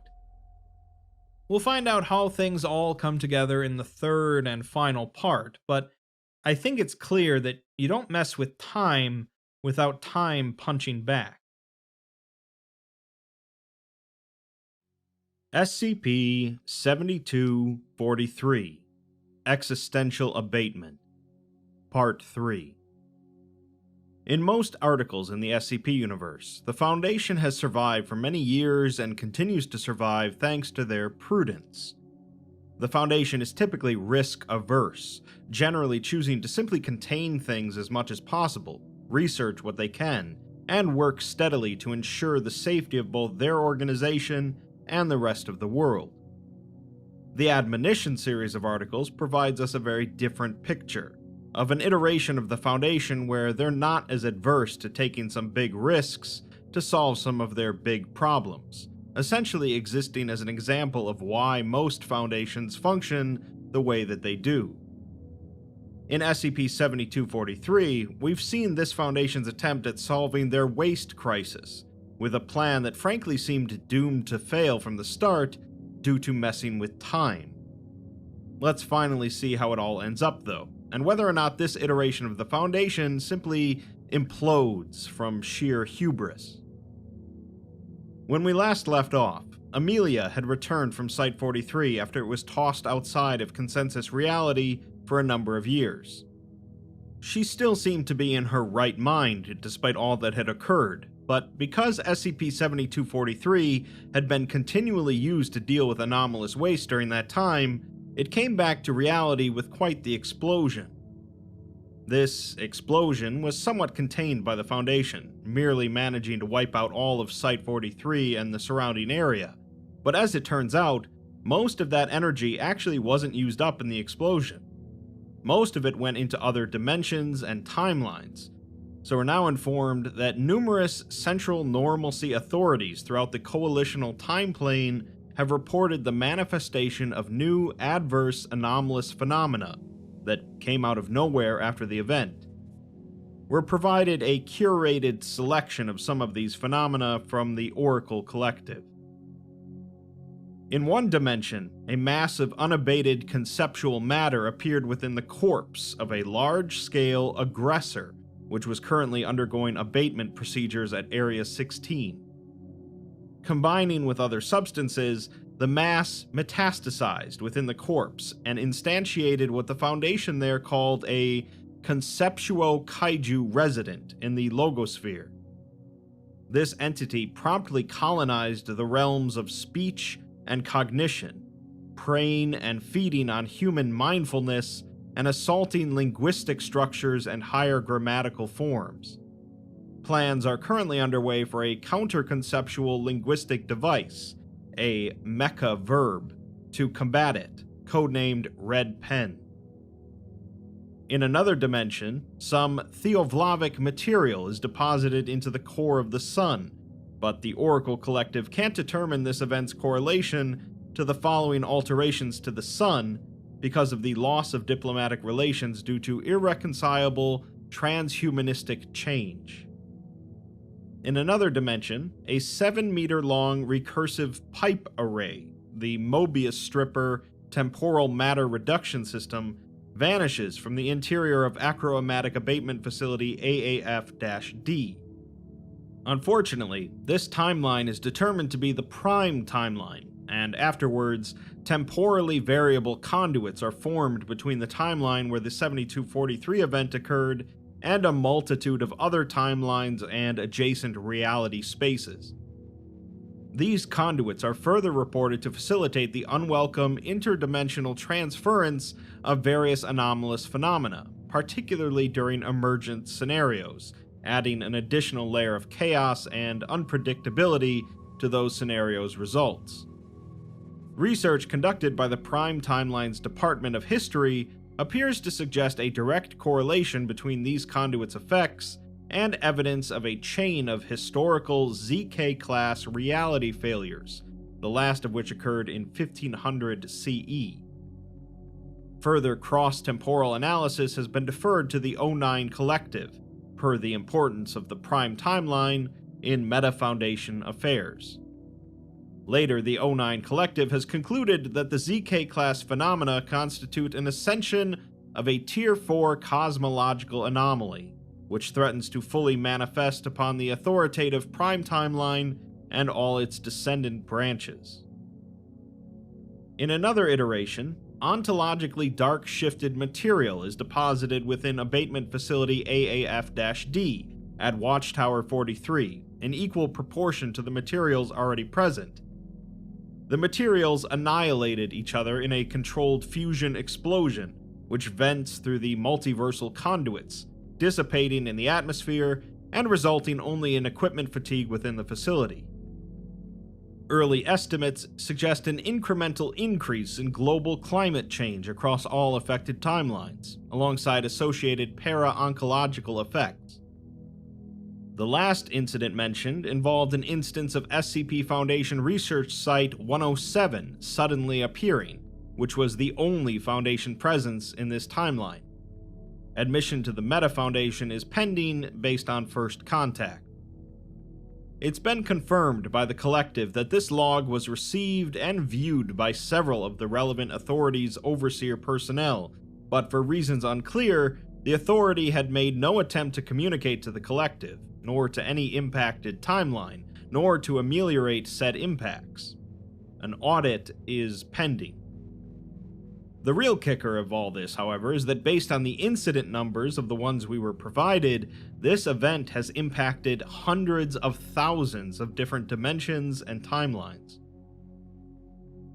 Amelia, after suitably recovering from her ordeal, proceeded to write a thesis paper on what she went through, titled Plunged, or The Last 72 Months of Site-43. It was submitted to the Faculty of Esoteric Reduction in May of 2044 to fulfill the requirements of the degree Doctor of Esoterica, and she gives special thanks to her supervisory committee, Dr. Reinders, whose fault this wasn't, and Dr. Deering. She also dedicates the paper to Phil. We're not given the whole paper, just the start of the abstract, which states that on September 8, 2036, Treatment Site 43 was excised from consensus reality, and on September 8, 2043, it returned. Over the course of those 7 years, temporally restricted to 72 months within that pocket of unreality, with no oversight, assistance, sustenance, or sleep, the majority of the Foundation's achromatic abatement procedures were carried out by one person, Chief Amelia Terosian Deering of Janitorial and Maintenance, with this being her testimony. Reinders writes her a note about it, saying that she would have entitled the paper The Woman in the Annihilator, but tells her congratulations on becoming a doctor. After Amelia recovered, Deering engaged in email correspondence with the Pilcrow-Minkowski Center on a daily basis, developing a radical new esoteric reduction device and constructing it at Treatment Area 21 with Amelia's engineering expertise. We're given some of the correspondences, although the messages from the PM Center have been lost due to mishandling of data transfer to Research Station Nemesine, detailed in SCP-7143, Black Box.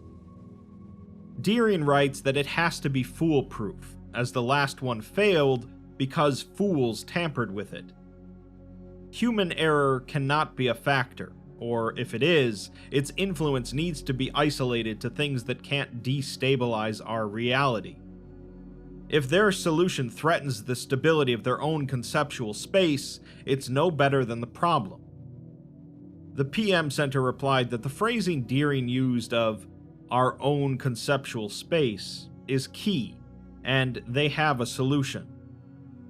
When Deering tells them to spell it out for him, he afterwards replies that Amelia will never go along with that plan. The PM Center mentions something about pocket dimensions, and Deering replies that after mulling it over, he thinks they're right. That's the obvious lesson to learn from what happened, as they've essentially been handed a model and shown that it actually works. The engineering will be functionally identical, which is important, as he won't do this without Amelia's help.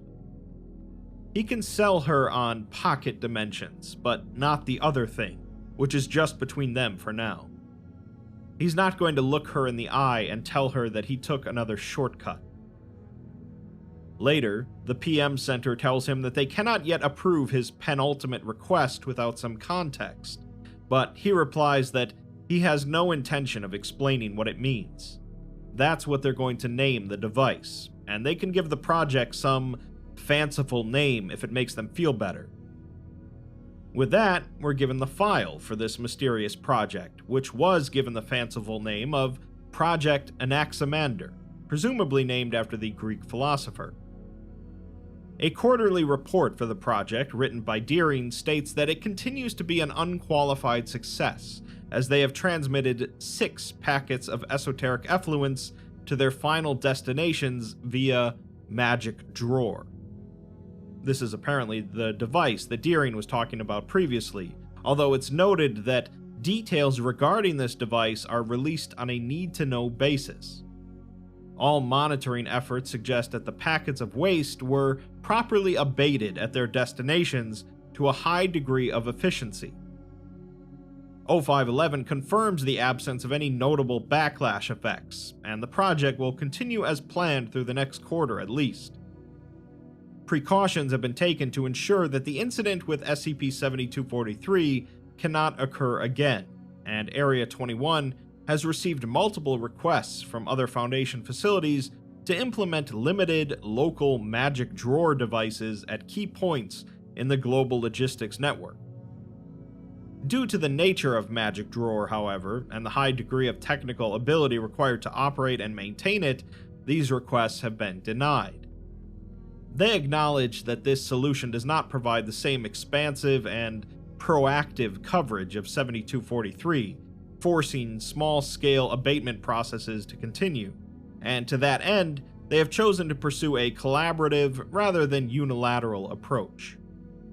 We're not given the rest of the quarterly report, and are instead given a note about the Esoteric Reduction Gala, which was reinstated in recognition of the incredible strides forward made by the Department of Esoteric Reduction under Project Anaximander.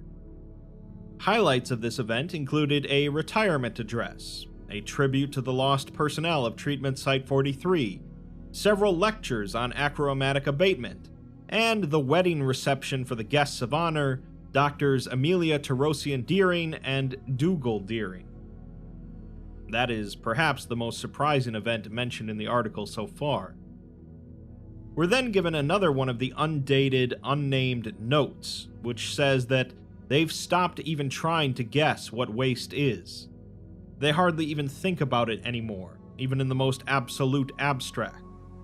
Out of sight, out of mind, where once it was out of mind, out of sight. You tell me this way is better, but you don't tell me everything, not even now.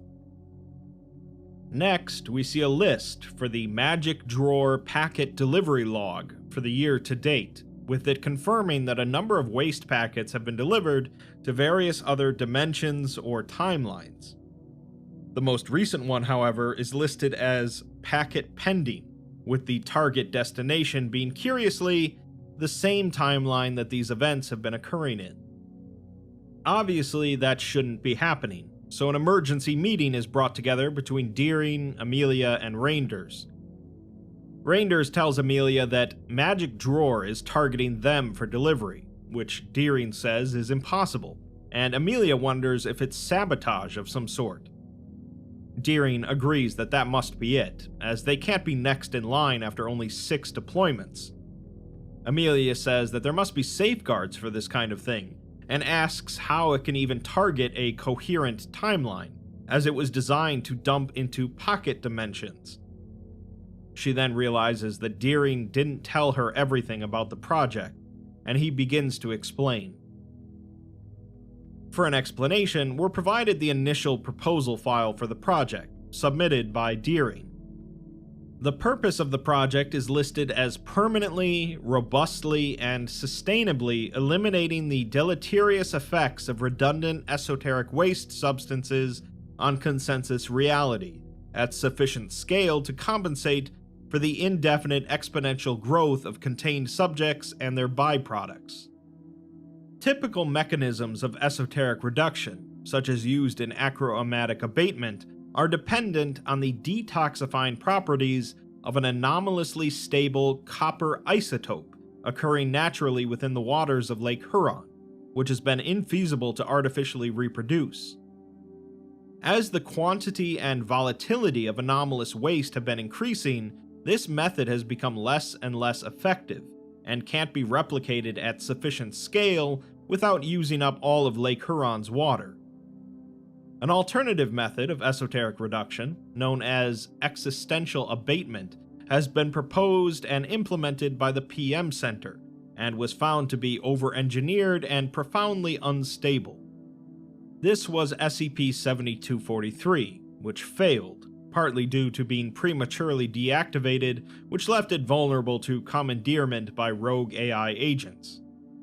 This resulted in the loss of Site-43, its personnel, its infrastructure and contributions, its contained subjects, and the nation of Japan, as well as the sudden and global resurgence of the esoteric waste substances crisis, multiple breaches of baseline realities, ontokinetic and chronological integrity, and a cascading hazardous materials breach of multiversal proportion. The Department of Esoteric Reduction fundamentally rejects the pursuit of any such experimental solution, and has worked closely with the PM Center to develop a well-tested, robust, rigorous methodology which will ensure the stable ejection of esoteric waste substances from consensus reality. The method utilized by the project, then, doesn't involve erasing or detoxifying the anomalous waste, or trying to remove them from consensus reality, but instead ejecting them into parallel universes. This process must be executed such that the impact on recipient timelines is minimal and undetected, as the recipient's foundations, or their analogs, might otherwise become hostile to them. To achieve this, ejected substances should be evenly distributed across a wide range of timelines in small concentrated quantities, and they should be delivered to precise locations and times wherein their esoteric properties will be swiftly abated by local forces. The feasibility of this approach is attested by the EE-001 event, which now stands as this project's initial test case, and controlled and targeted dispersal can only excel these results. To accomplish this, the Department of Esoteric Reduction proposes the creation of an industrial Eigen machine stationed at Area 21. This would compress esoteric waste that has been sorted by attributes and properties into concentrated packets.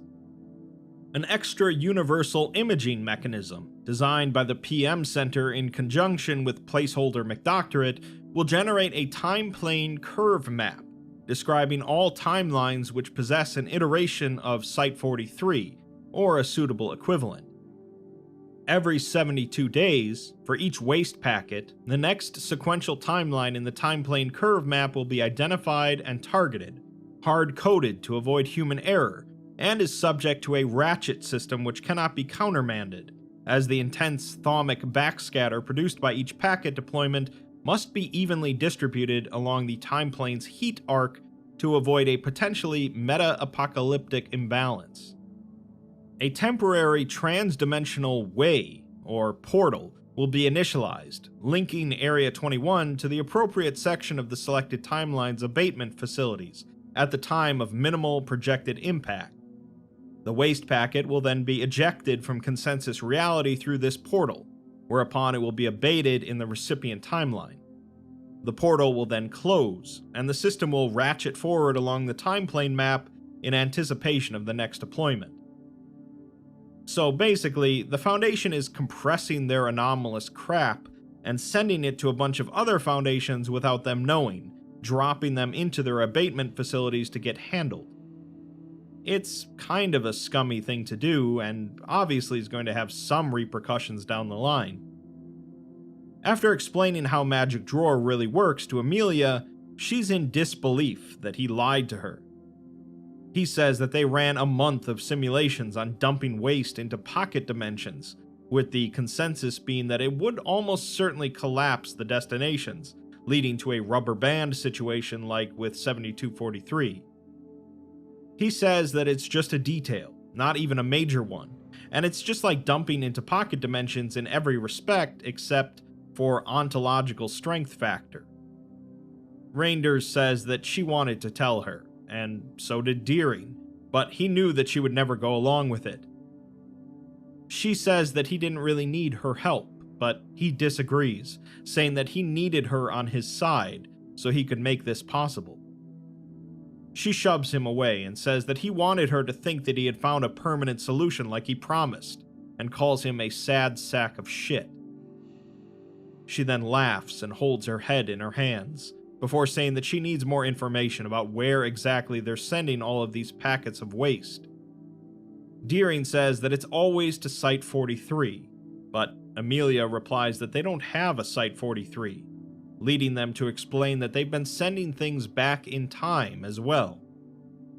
She asks when into their past is this packet going, and Deering checks the terminal, nearly collapsing at what he finds there.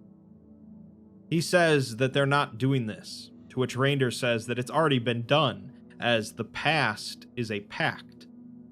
They need to send something anomalous through the aperture, and they need to do it soon, as they can't destabilize the cosmos for this. Amelia is confused as to what's going on, and Deering just says that he won't do it. He didn't do it, and it wasn't him. Amelia convenes the primary operational staff of Area 21 to review the data from Magic Drawer, determining that its data is correct. It's preparing to transport esoteric effluents to Achromatic Abatement Facility AAF-D on September 8th, 2028, the day that Phil Deering died. The executive staff reconvene, and Amelia says that this isn't a problem, it's an opportunity, as they can just send something innocuous back. Something that's enough to get the job done, but not enough to kill him. They just discovered that Phil was never meant to die, and since they caused it, they can uncause it. They can fix the whole thing, and all they have to do is whiff the next shot. Deering replies that she's saying that he caused it, and Raynder tells her that these versions of themselves and everything they've done are the products of Phil's death. They can't create a toxic Uber paradox to save one human life. Amelia, however, says that they're meant to fix this, as it's an indescribably unlikely coincidence that they'd end up targeting themselves. Raynder replies that every target is indescribably unlikely, particularly from the perspective of each. Deering agrees, saying that there's just no way they're the next recipient on blind luck, as it would be the single greatest probabilistic outlier ever recorded. It's infinitely more likely that something went wrong with the machine, and it failed to model the time plane curve correctly. Theoretically, they should be the end of the arc. Amelia just remarks that these are more mistakes, to which Deering immediately assumes she's blaming him, saying that Placeholder was the one who did all of the calculations. Raynder says that she's been trying to reach him, but he's gone silent again. They only have a little over 2 hours before they have to make a decision, although Raynder says that there's nothing to debate. Amelia says that they can save Phil, as they work miracles every day, and if they burned the brain cells in this room, they could power Toronto for a lifetime. She crawled her way out of hell for this chance, to do right by someone she loves. Deering says that maybe it is possible, but Raynder is resolute that it isn't. Amelia shouts that they can do this, they can start over, and that she needs her husband back. The three go silent, before Amelia apologizes to Dougal, and he says that it's okay, because he knew, of course. Raynder interrupts the moment by saying that she can't spare them the time, as they're out of time to waste. Amelia finally hesitates and says that they need to let him go, but Deering says that she needs to let him go, while he needs to take responsibility. Deering then calls a recess to allow for the Historioglyphics Division to compare the next packet with the reported contents of AAF-D on September 8th, 2028. Amelia and Raynder are later engaged in conversation within Amelia's office when they are alerted to the power-up of Magic Drawer by a momentary power fluctuation. They return to the control room to find Deering missing, instead finding him within the maintenance access corridor to the device's delivery aperture. Amelia rushes to the outer door, finding it locked, while Raynder remains in the control room. Amelia hammers on the door and shouts at Deering to ask what he's doing, seeing him through the porthole standing in the empty aperture, clenching and unclenching his hands. She says that he's standing next to the loading chamber, and it's not going to fire until he closes the inner door, as she tries to open the outer door, but her access code is denied. She continues pounding on the door as she shouts at him, but she gets no response. Raynder tells her over the intercom that he's overriding the safeties, causing her to pound on the porthole, bloodying herself in the process, and continuing to shout at him. The overhead lights then flicker, and a persistent hum is heard as Magic Drawer prepares to deliver its packet. Amelia tells him to stop and talk to her, or else she'll shut the entire system down. Reinders tells her that she can't do that, and Deering finally turns and also tells her that she can't do that. She says that she can, to which Deering replies that they know that she can, but it's the wrong move. He's sorry, and he thought this would be easier if the two of them didn't talk again. She says that he always wants to do things the easy way, and he replies that he's making up for it now. From where she's standing, though, it looks like he's about to give up and leave them the mess he's made. He tells her that he knows what killed Phil, because he killed Phil, and this is how he did it. The thing that coiled around Phil did so for a reason, and it ignored him. It solved the problem, and that's why he's the only one who could see it, because it was him. He's the loop.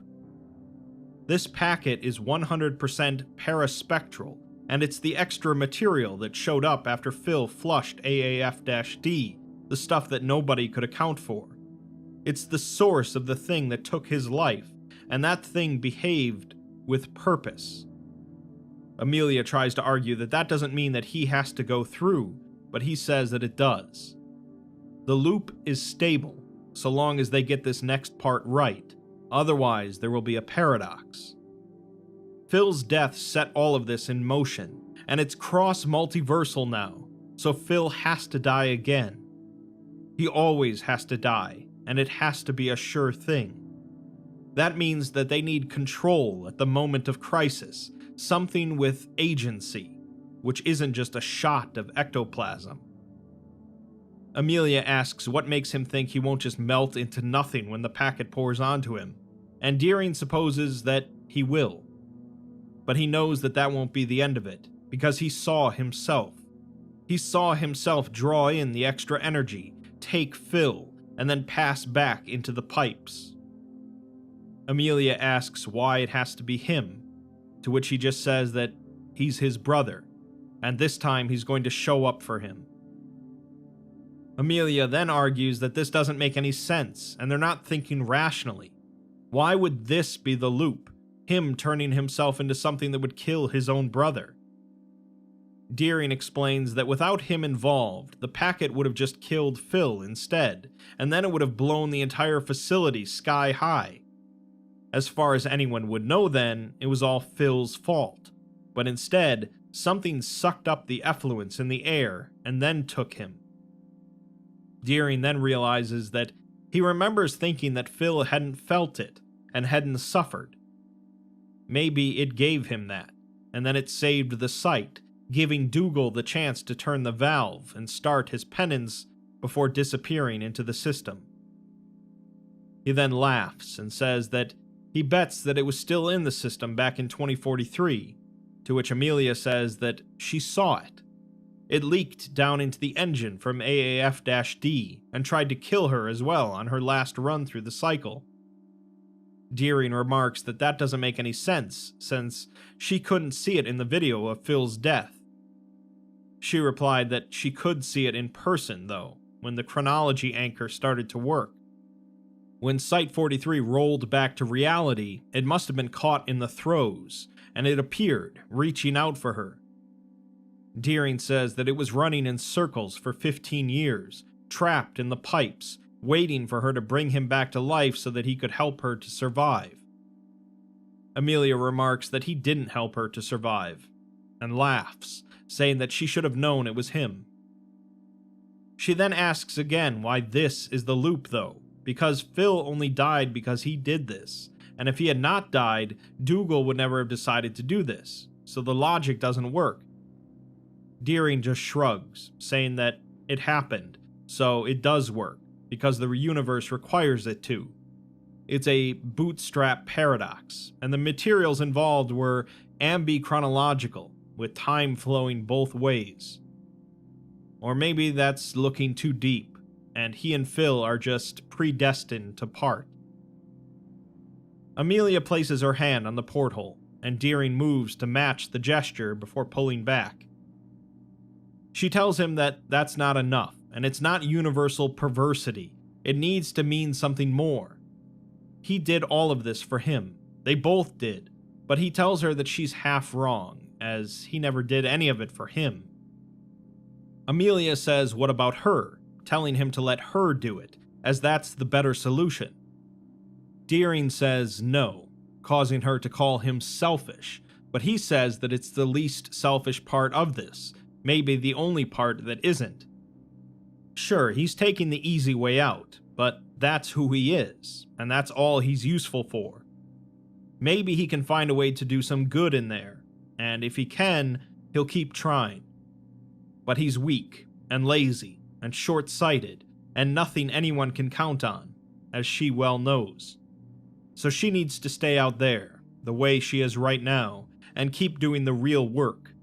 Because that's who she is, and nobody made her that way but her.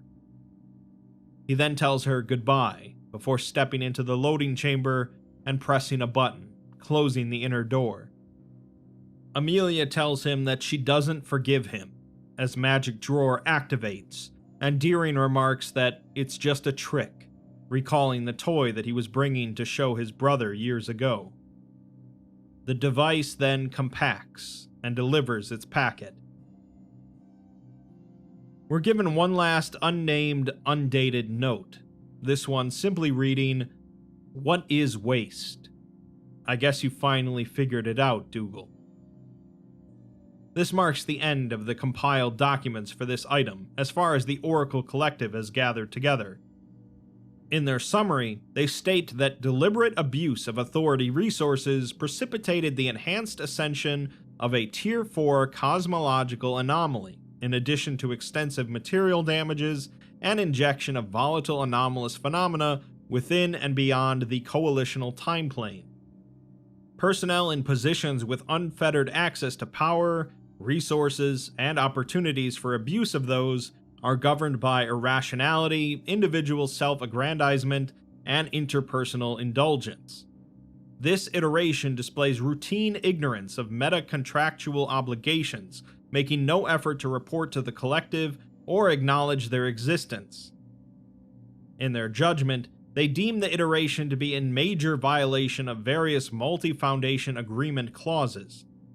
Because of this, their central normalcy authority iteration has been ejected from the coalitional time plane. Any outstanding interdimensional access to the coalitional time plane has been severed, and their coverage under Goldbaker and Associates is now limited. Their local temporal authority will soon revert to pre-coalitional status, losing any data which would allow their infiltration of the coalitional time plane, or any feasible recreation of the collective's services. Their timeline is subject to the forces of the multiverse, including the variety of catastrophic events perpetrated by their iteration in kind. They implore them to exercise greater caution in their efforts to contain, in balance with their aims to secure and protect. In other words, this iteration has screwed up one too many times and has now been kicked out of the club. Whereas the collective has bailed them out in the past, fixing up the mistakes of other admonition projects, they won't be doing that again, so they're on their own. We're then given some text messages between Dr. Reinders and Placeholder, with Reinders saying that they did find him, after a fashion. It took Amelia a month to reverse engineer and then adapt the old 7243 referent seeker to pick up his Daumal signature, altered state or no, but she did it. He's still out there. Placeholder just responds by saying that he's busy, and asks if there's something she wants. She replies that he was blundering aimlessly around in some idiospheric trash heap in between darting in and out of time and space, looking for something. She says that Placeholder knows what he's unleashed already in the process, not that he cares. Placeholder says that she might be surprised, so Reinders says that she's sending him the snapshot that Amelia took, and she hopes that he takes a good, long look. Placeholder asks her what response she's looking for here, such as regret or satisfaction, and says that she knows how it goes. Reinders replies that he left her holding the bag, both of them did, and she wants him to acknowledge that. Placeholder says that he has nothing to give her, Not until this is done. But Reynders says that it will never be done, will it? Placeholder ends by saying that she knows how it goes. She plays her part, and he plays his. Reynders then sends him an image, the snapshot that Amelia took, and says that they all fall apart at the finish line. Finally, we have some terminal commands sent by Placeholder, in which he sets up the terminal to wipe his session activity after he shuts it down. He then sends a message to SCP-7243, an extremely intelligent AI that handled encryption for Site-15's database, titled Mastermind, although considering that it was around in 2097, it's not clear how or when Placeholder is interfacing with it. The message that Placeholder sends reads, Operation Last Straw Success. Project Admonition Ready. A reply message is then received from an address at mastermind.net, which simply reads, Initiate Phase 2. Clearly then, this series is becoming more than just a collection of disparate articles based loosely around a central theme of arrogance and miracle fixes. Placeholder McDoctorate seems to know a lot more about the situation than pretty much anyone else, but he's keeping things pretty close to the vest for now. As a general summary then, Dougal Deering witnessed an incident where an anomalous phenomenon killed his brother in front of him, but no one else but him could see it. Afterwards, spurred on by his brother's wife, he developed a machine capable of erasing anomalous waste before it could even exist, through some temporal shenanigans. This machine failed, partly due to the actions of hostile AI agents let loose by Lotus, which resulted in Amelia being stuck in the site by herself in a temporal loop for a number of years.